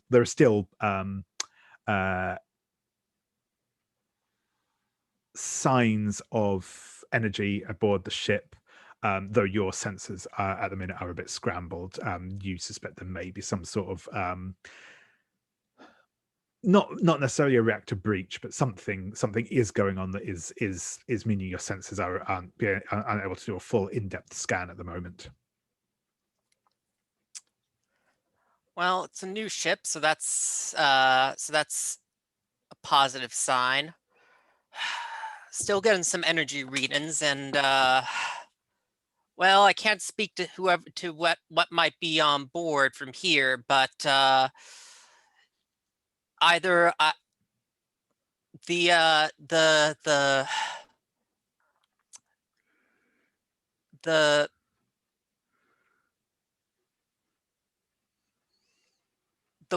worst case is that the folks on board starve to death over a few months. Positive case, life signs failed right out when the reactor did, and they went in a few minutes. Flash a grin.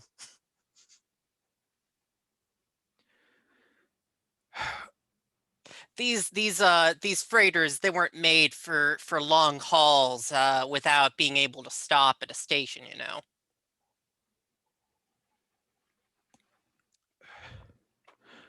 Understood. Thank you for your input,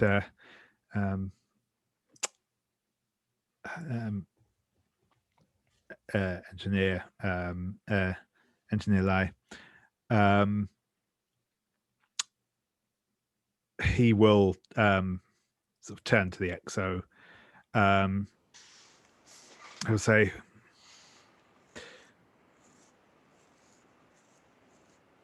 we could use some better sensor information on this before we send any of our people out there. We could... Captain, I'm sorry to interrupt, but do we have we got a designation on the ship yet? Do we know its name? Are we picking up the transponder at all? Yes, this was the transport ship.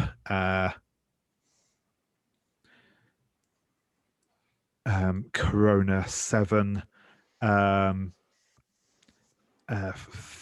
It was a designated free trader under the command of a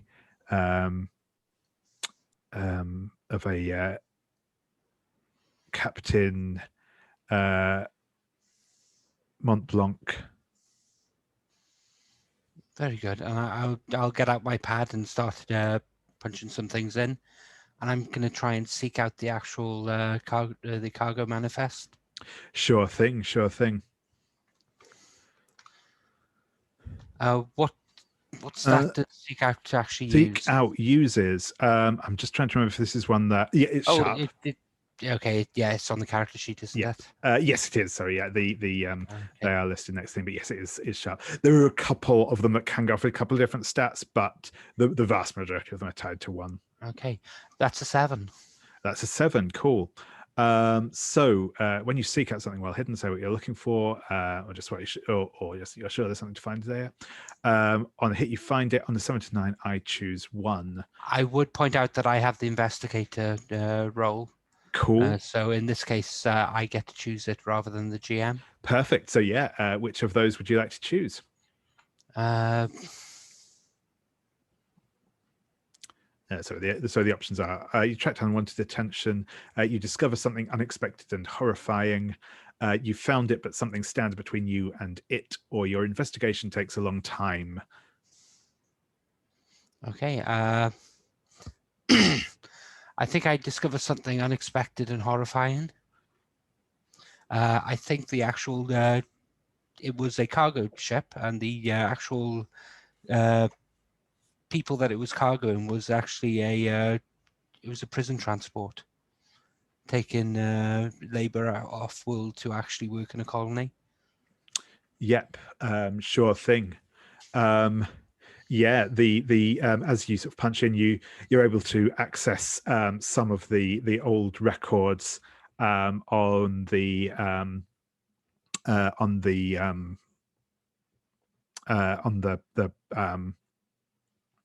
sort of the remnants of the holler sort of the internet, essentially, the kind of interstellar communications grid and the like, and you pull up the records, and yeah, it does confirm that this had been converted into prison transport.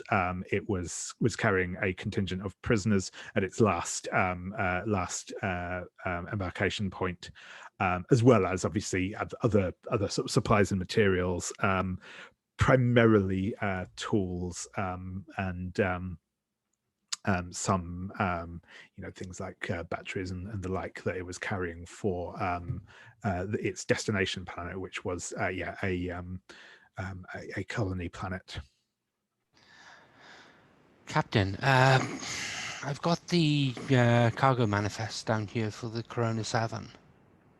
We may have an issue. I'll hand it to him. If there are survivors over there, they are likely to be problematic.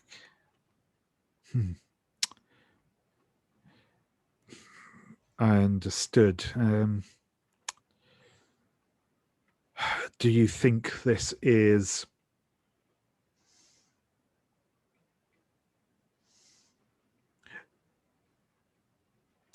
No, ultimately, sorry. Yeah, no, I think sorry, I was just trying to work out if that would be the captain or the XO that would say that. But yeah, I think it is the captain. He says it, but like you can tell that like he's troubled, but he does say, "Do you think it's worth risking our people to investigate?" I think we have a moral obligation to investigate. The difficulty we have is we don't have their criminal records. We don't know who these people are, what they were guilty of. The last thing I want to do is bring a murderer back aboard the fleet. We all know that at the end of that before the invasion, Earth was just shipping off anyone it didn't want to the colonies to hopefully die and not make their way back. I doubt there's anyone on these. I doubt if there are survivors, that they're not going to be people we can use. We're running short-staffed as it is. We not only running short-staffed, we have limited food supplies, but that's by the by. These are One of people that us- we can't necessarily trust, but we have a moral obligation to go and get them, I believe. I think you're pulling strings, it feels like. Yeah, that sounds good. And I am supporting that. Okay. So that's with Smooth. Yeah, indeed. So yeah, So, I think though for support, ISO has to roll first. I think it Okay. says. Yeah, that is correct. With support, you Okay. do have to act first. You get to spend pressure after the roll, but support has to happen first. Okay. Yeah.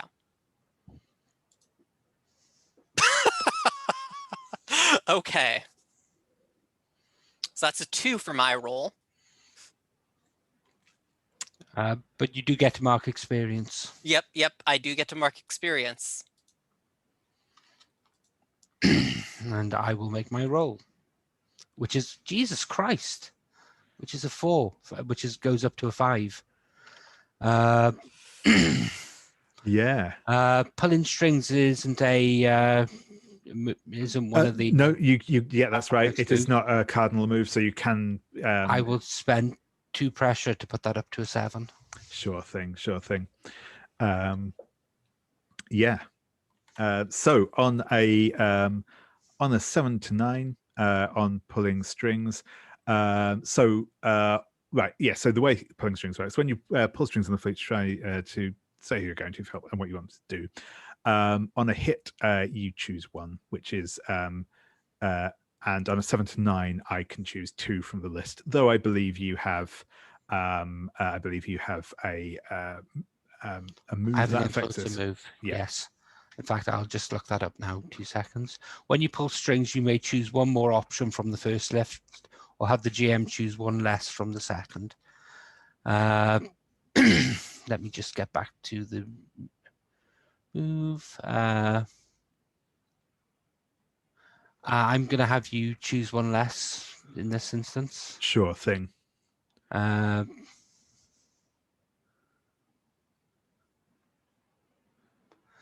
don't know which option I actually want to use here. I feel like maybe the first one, and then you'll be able to take 1 forward towards choosing an option from the support or interfere move list, because that will represent the fact that you've gotten their backing and you can use it to help the people going on the mission. Okay, yeah, that sounds good to me. I think the captain very much. I think in this instance, the captain agrees with me about the moral requirement to actually go and get them. Yeah. If that's okay. And which option Absolutely. are you choosing? I think I'm going to.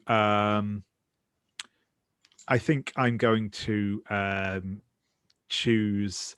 I'm actually going to do it with. I think I'm going to choose the first one. You can't do it without help from someone you'd rather not get involved with. And I mean, from this perspective, this might be going a bit beyond. This is possibly not the.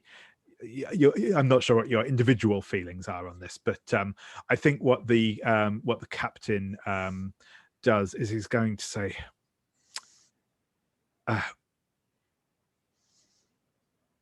very well. You're right. We can't. If there are people left alive on the ship, we can't leave them adrift in space. But I am going to, and he kind of gestures to one of the ensigns, and he says, "But can you hail the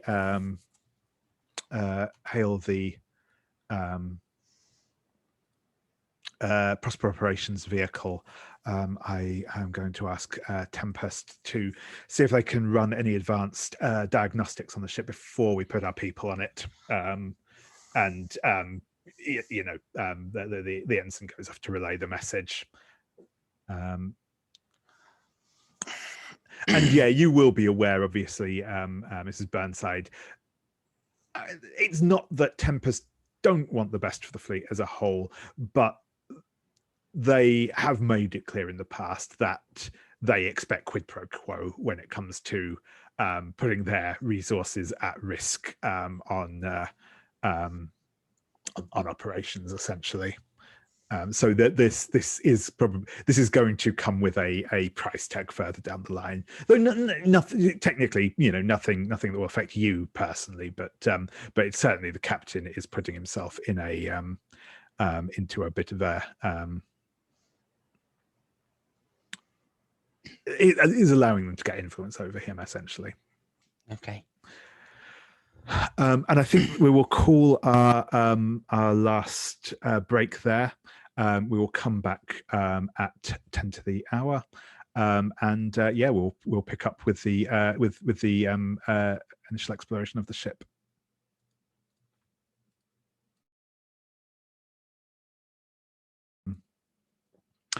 Yeah, so I think with that there will be a probe vessel will be sent out from the Prosper Operations vehicle. It's it's quite unlike a lot of the other ships in the fleet in general. This definitely has that much more like sleek, almost like stealth fighter type. So partway between stealth fighter and insect look to it. As it flies out of the towards the ship. This is at the point where we see, probably at the point where Jade and the other pilots are arriving. Jinx has probably already begun the pre-flight checks. But I'm going to ask, what do you think how do you think your fighter ships look, and do you have a name for them, whether that's like the book name or what the pilots refer to them as?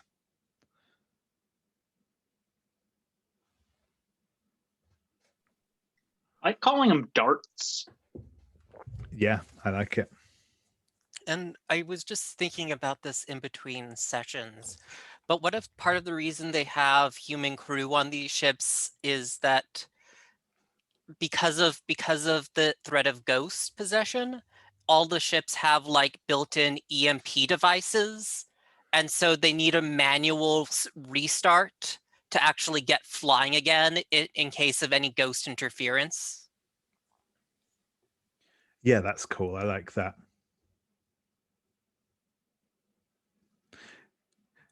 Yeah, awesome.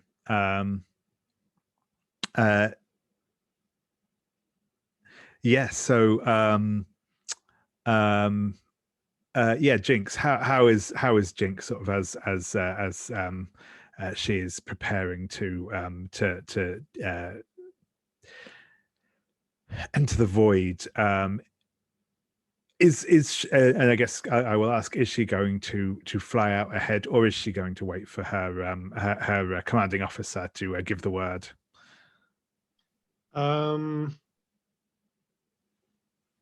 I think she's going to wait, but like she'll have her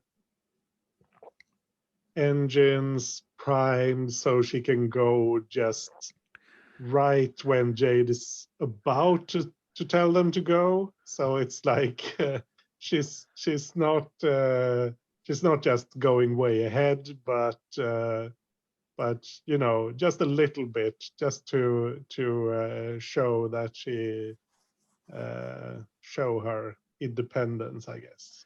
Yeah. I can almost say it's like the stuff at equivalent of like revving her engine at the traffic lights sort of thing. Yeah, awesome. So yeah, Jade, what is your mood as you kind of exit the hangar into space? My mood doesn't matter to the mission. Very true. Very true. My mood is professional. Any mood I have just gets push that shit down and ignore that. Perfect. And I guess on that front, I will ask: do you think that you are? Do you think that you are going to be marking your single-minded move here? You don't have to, but you can if you wish. Let me reread. When the pressure is off, but you stay focused on attack skirmishing. Yeah, let's do that. Yeah, I think the default at least is going to be marking that whenever a mission starts, unless there's something specifically distracting her. Sure thing. So that is mark pressure and experience, because it is a cardinal move. It is a cardinal move. Yep. Sweet. Awesome. So just a brief aside, which I won't dwell on too long because we're going into go. But in the first when I ran the playtest version of this, the move was the way XP worked was slightly different. You basically you earned XP anytime you marked pressure, but only when you marked pressure. That was the only way that you got XP.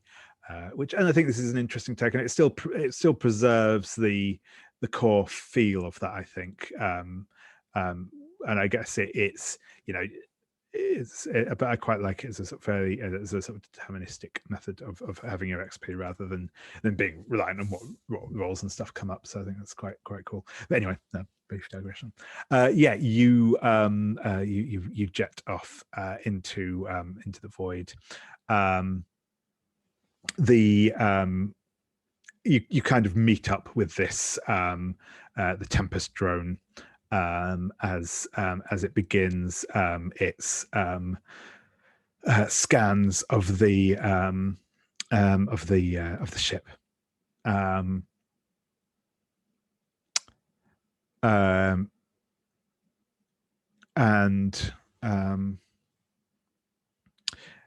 So as it's sort of scanning around, what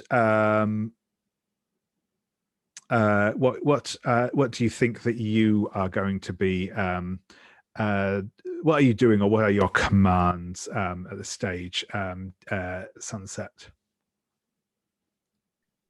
Oh God, now I need to actually think tactically. I think right now it's just very much a be on your guard, but be ready for anything. Be ready for things to go bad in a split second, sort of thing. Be in formation, stay in formation, wait until the scan is done, and we can go forward. Yeah, sure thing. The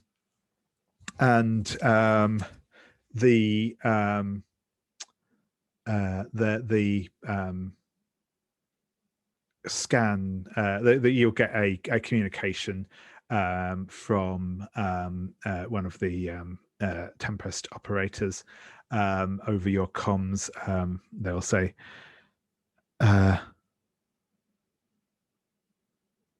we have picked up life forms aboard approximately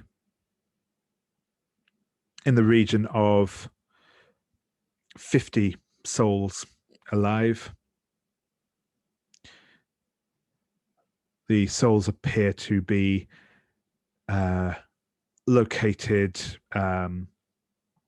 towards the fore of the ship. Preliminary sensor scans reveal a defective reactor in the rear quadrant of the ship. Defensive bulkheads have been engaged.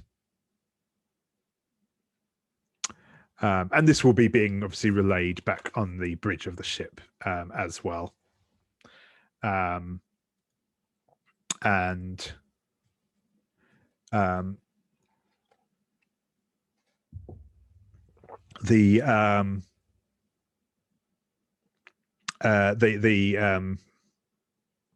the captain will say, sorry, in fact, this will be the XO will come and say,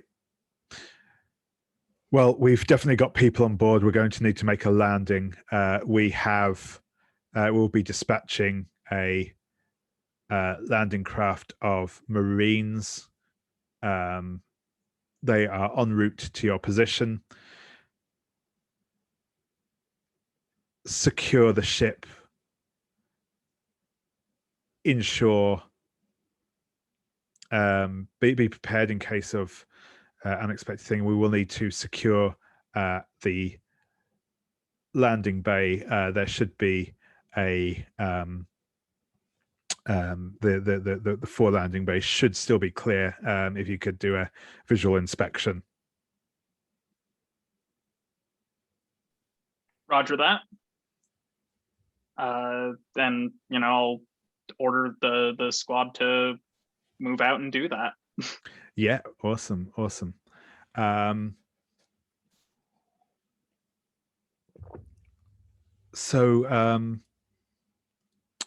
Yeah, I think I'm going to ask if you would like to make me. It's probably going to be it's probably seek out role to basically check out what is to basically do this initial recon of the ship. So if you would like to roll that, or if you want to ask Jinx to do so, you may. Though I suspect that Sunset probably trusts their own judgment more. Yeah, getting support would be great. Of course, we are a squad after all. Sure. But yeah, I'm happy to do the seeking out. Yeah, let's see. Support is warm. Warm. I'm terrible at warm. Yeah. I'm not sure I you believe want... you can, if you wish. I'm just going to check. Yeah, you I can use relationship instead. That's right. With support, you can indeed use your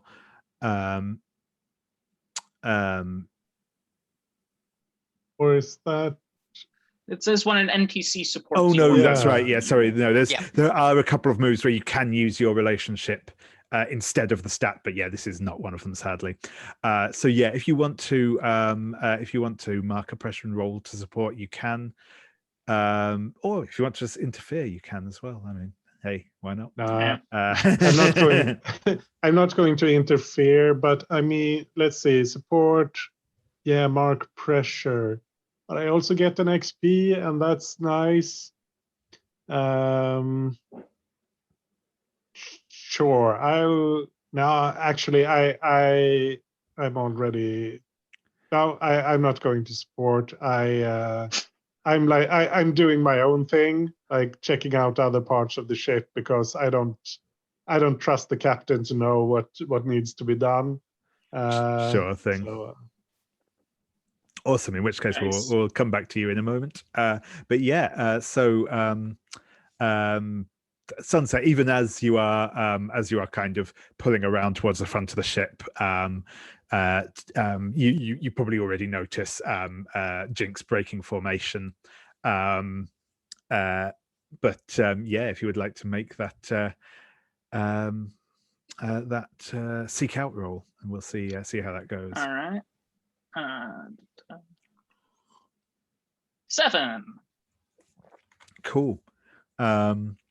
I mean, in theory, if you wanted to, you could spend all of your pressure to put you up to 5 and take that to a 10. But I don't I'm going want to to do assume that. it's probably a bit early Yeah. for that. So yeah, on a 7 to 9, on the seek out move, as I say, you will find. I mean, I will give you some information basically, but I will also choose one from below.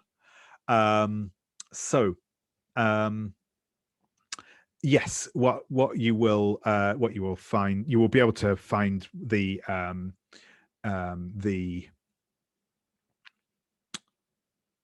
obviously you find the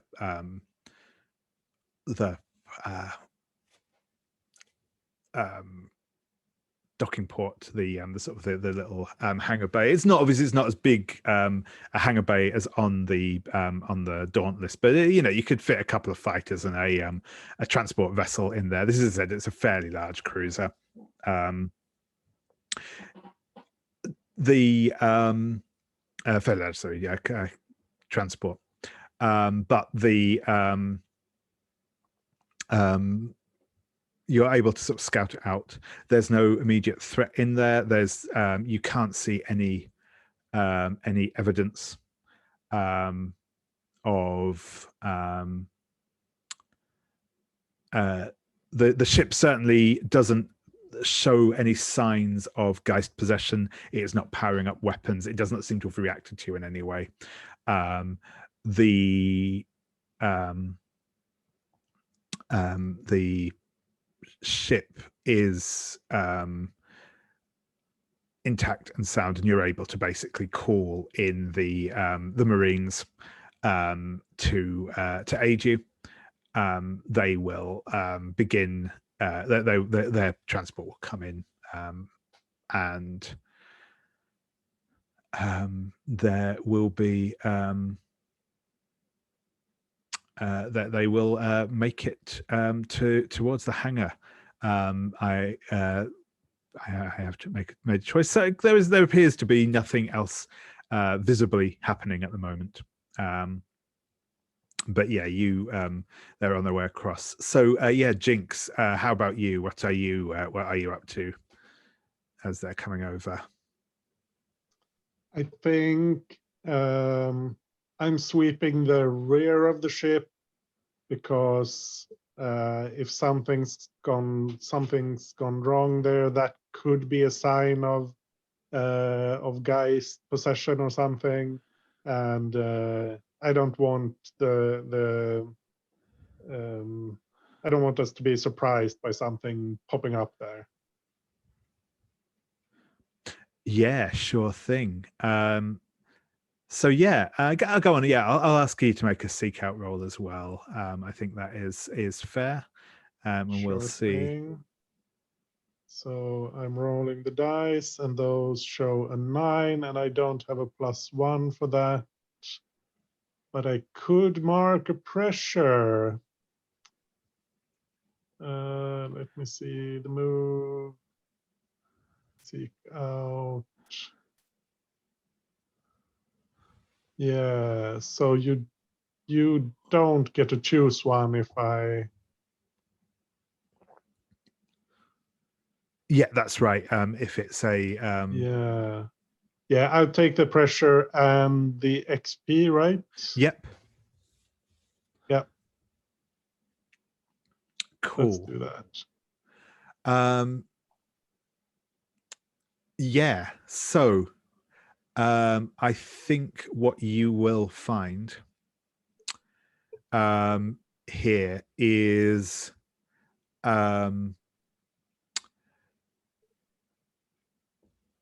you come around to the rear. You're kind of flying past. What you will notice is there appears to be some scoring and burn marks and the like on the rear of the ship. In fact, probably give or take near where in the region of this failed reactor. It looks like, from what you can tell, the sort of the sort of damage that is done by the energy weapons that the Geist are able to use on their vessels, or on the vessels they've commandeered. This does not, like I said, you see no signs of any like active Geist possession of the ship, but it has clearly encountered the Geist, so which does put you sort of on caution.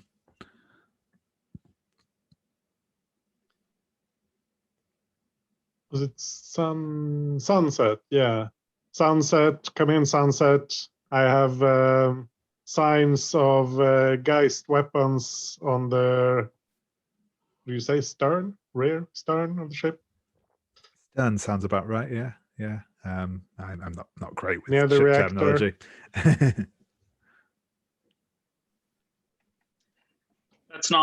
That's not in formation, but confirmed. Good to know. Yeah, it is good to know, isn't it? Yeah, circle around back. Yeah, I'll start to do that. Like the long way around, but still. Awesome. Yeah, so I just want to get a brief cut back to the bridge of the Dauntless, as the telemetry and the stuff is feeding through. I'm going to ask Jesper, do you think that you would be part of the boarding party that is being sent over to the ship, or do you tend to stay out of the field? I mean, I guess it depends on like, is this boarding party also meant to be the salvage party, or is this like separate from that? So they'd probably be expected to do some initial salvage work. Yeah, I'd probably be with the rest of the mission. I'd probably be with the mission then. Yeah, cool.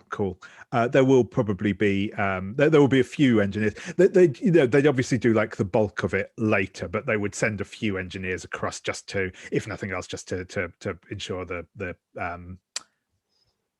what's the word they use, integrity of the ship, and the like, and to grab anything high value if they have to evacuate, basically. You probably have like a prioritized list, your command probably has a prioritized list. You may have your own prioritized list as well, but yeah, awesome. So yeah, at this point you are you'll be kind of in one of these like dropship type things with a crew of Marines who are probably at this point are probably predominantly they are probably predominantly still kind of the actual naval Marines, but there are probably some they're probably supplemented by some Lodestar operatives as well. Yeah, cool. As you head over, but yeah, so I'll go back to the bridge. So Mrs. Burnside, what's your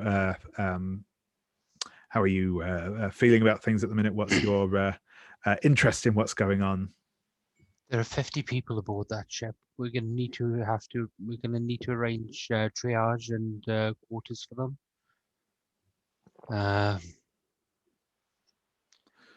We're going to have to get medical staff on standby to actually receive them. I'm going to head down to the. I think I'm going to actually head down to the bays the landing bays to actually help with that and start see. I think I'm gonna actually say to the captain, we probably gonna need to transfer stocks from one of your cargo bays to actually house them. I suppose we can accommodate them on a temporary basis, though. Long term, we although for the initial, as you say, initial triage, but we should be looking to rehouse them on the civilian vessels on the fleet. We cannot carry too many civilians aboard a military vessel like this, especially if we are not convinced of their.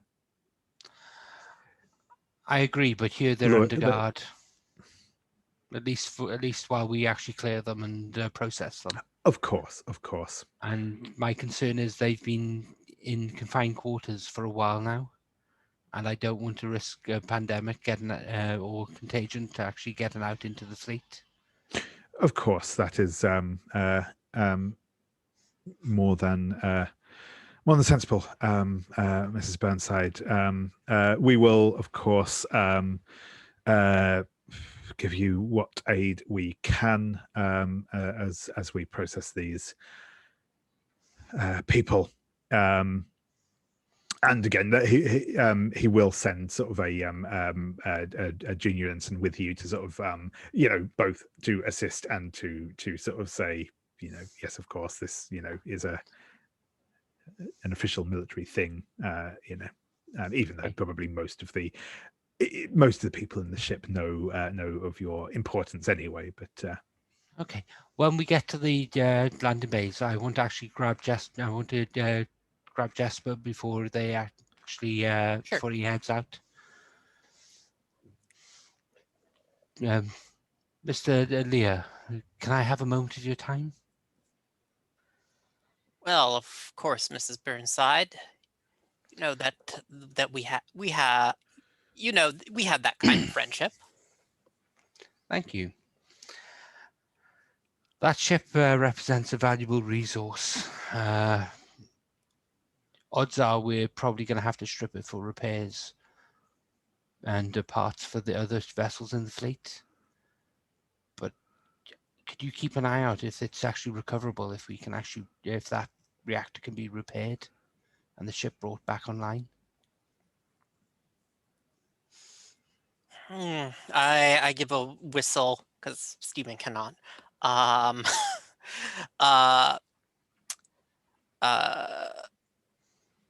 That's repairs like that. That's going to take one more ship's going to mean more fuel, more able-bodied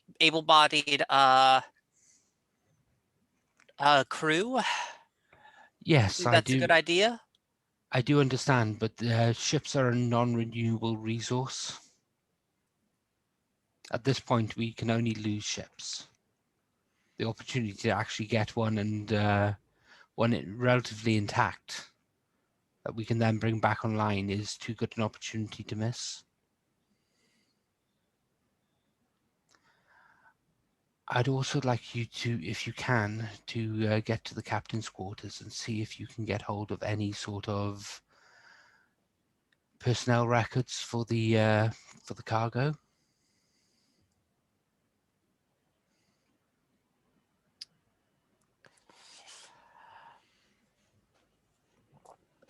All right, Mrs. Burnside. You always make good on your debts, so we'll just add this to the list. And I give you a little wink and grin, and but also we have an agreement with our scientist friends. They're going to want first pick of the resources we gather from that ship.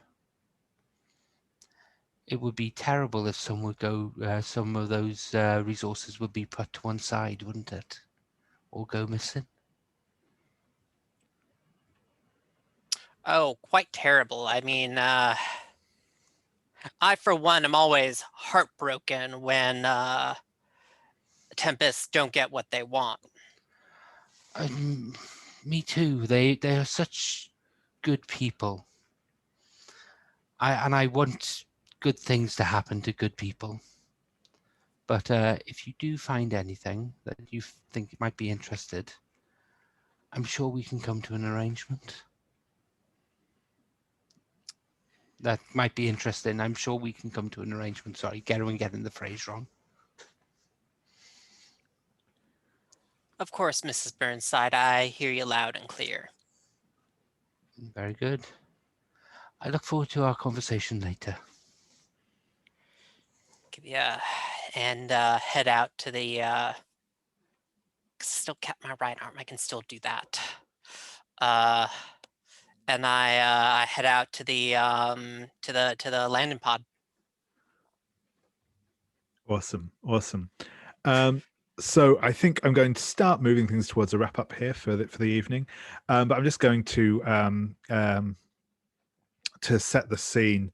Yeah, as the marine dropship lands in the hangar,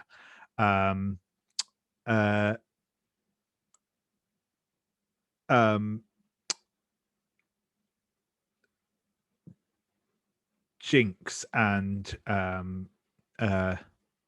Sunset, are you also planning on landing and joining in with the entering the ship physically, or are you going to stay in the sky for sake of what's the word,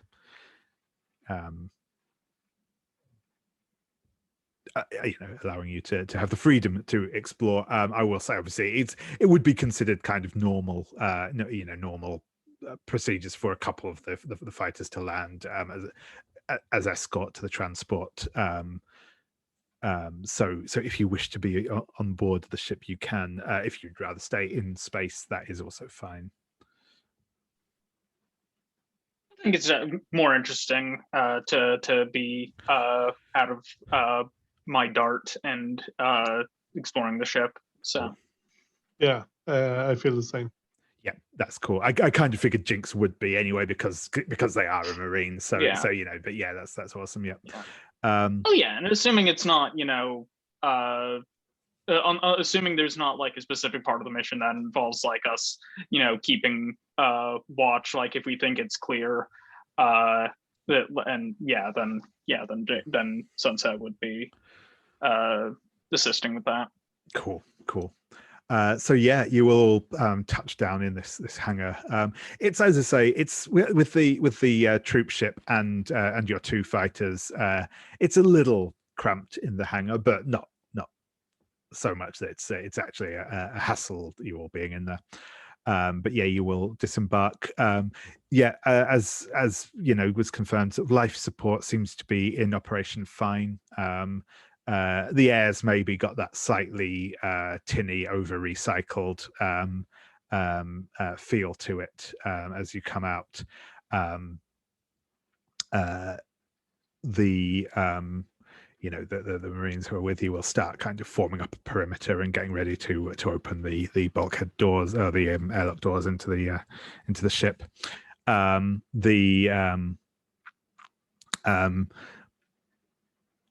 You can kind of feel there's that like the sound of vibrating through the ship that like I said, clearly does point to something being wrong in how it's functioning in general. It's just that kind of slightly particularly Jesper will kind of feel that the vibrations are just off as something isn't quite firing as it should. The grav in the ship is maybe just like a little floaty, not again, you're not like bouncing everywhere, but it's just it all has that feel of just like not being running properly. There's clearly been some fairly severe damage to the ship in general. As as we see you all finally disembark, we'll just get a cutaway to the bridge, and so to the bridge of the Prospect, and one of the junior officers goes to the head, who is I had Dr. Masakele, the commander of the Tempest forces here. The sort of junior officer says, "Doctor, are you certain that we shouldn't have at least warned them about the signature we discovered?" The doctor will shake their head and say, "No, it will be quite all right. It's clear that this has not yet progressed to a full possession of the ship. It should be no danger. It will be interesting to find out what they discover aboard. I am sure that they will be more than capable of handling whatever they find there." And that is where we'll leave things for the evening. So I will stop our recording now.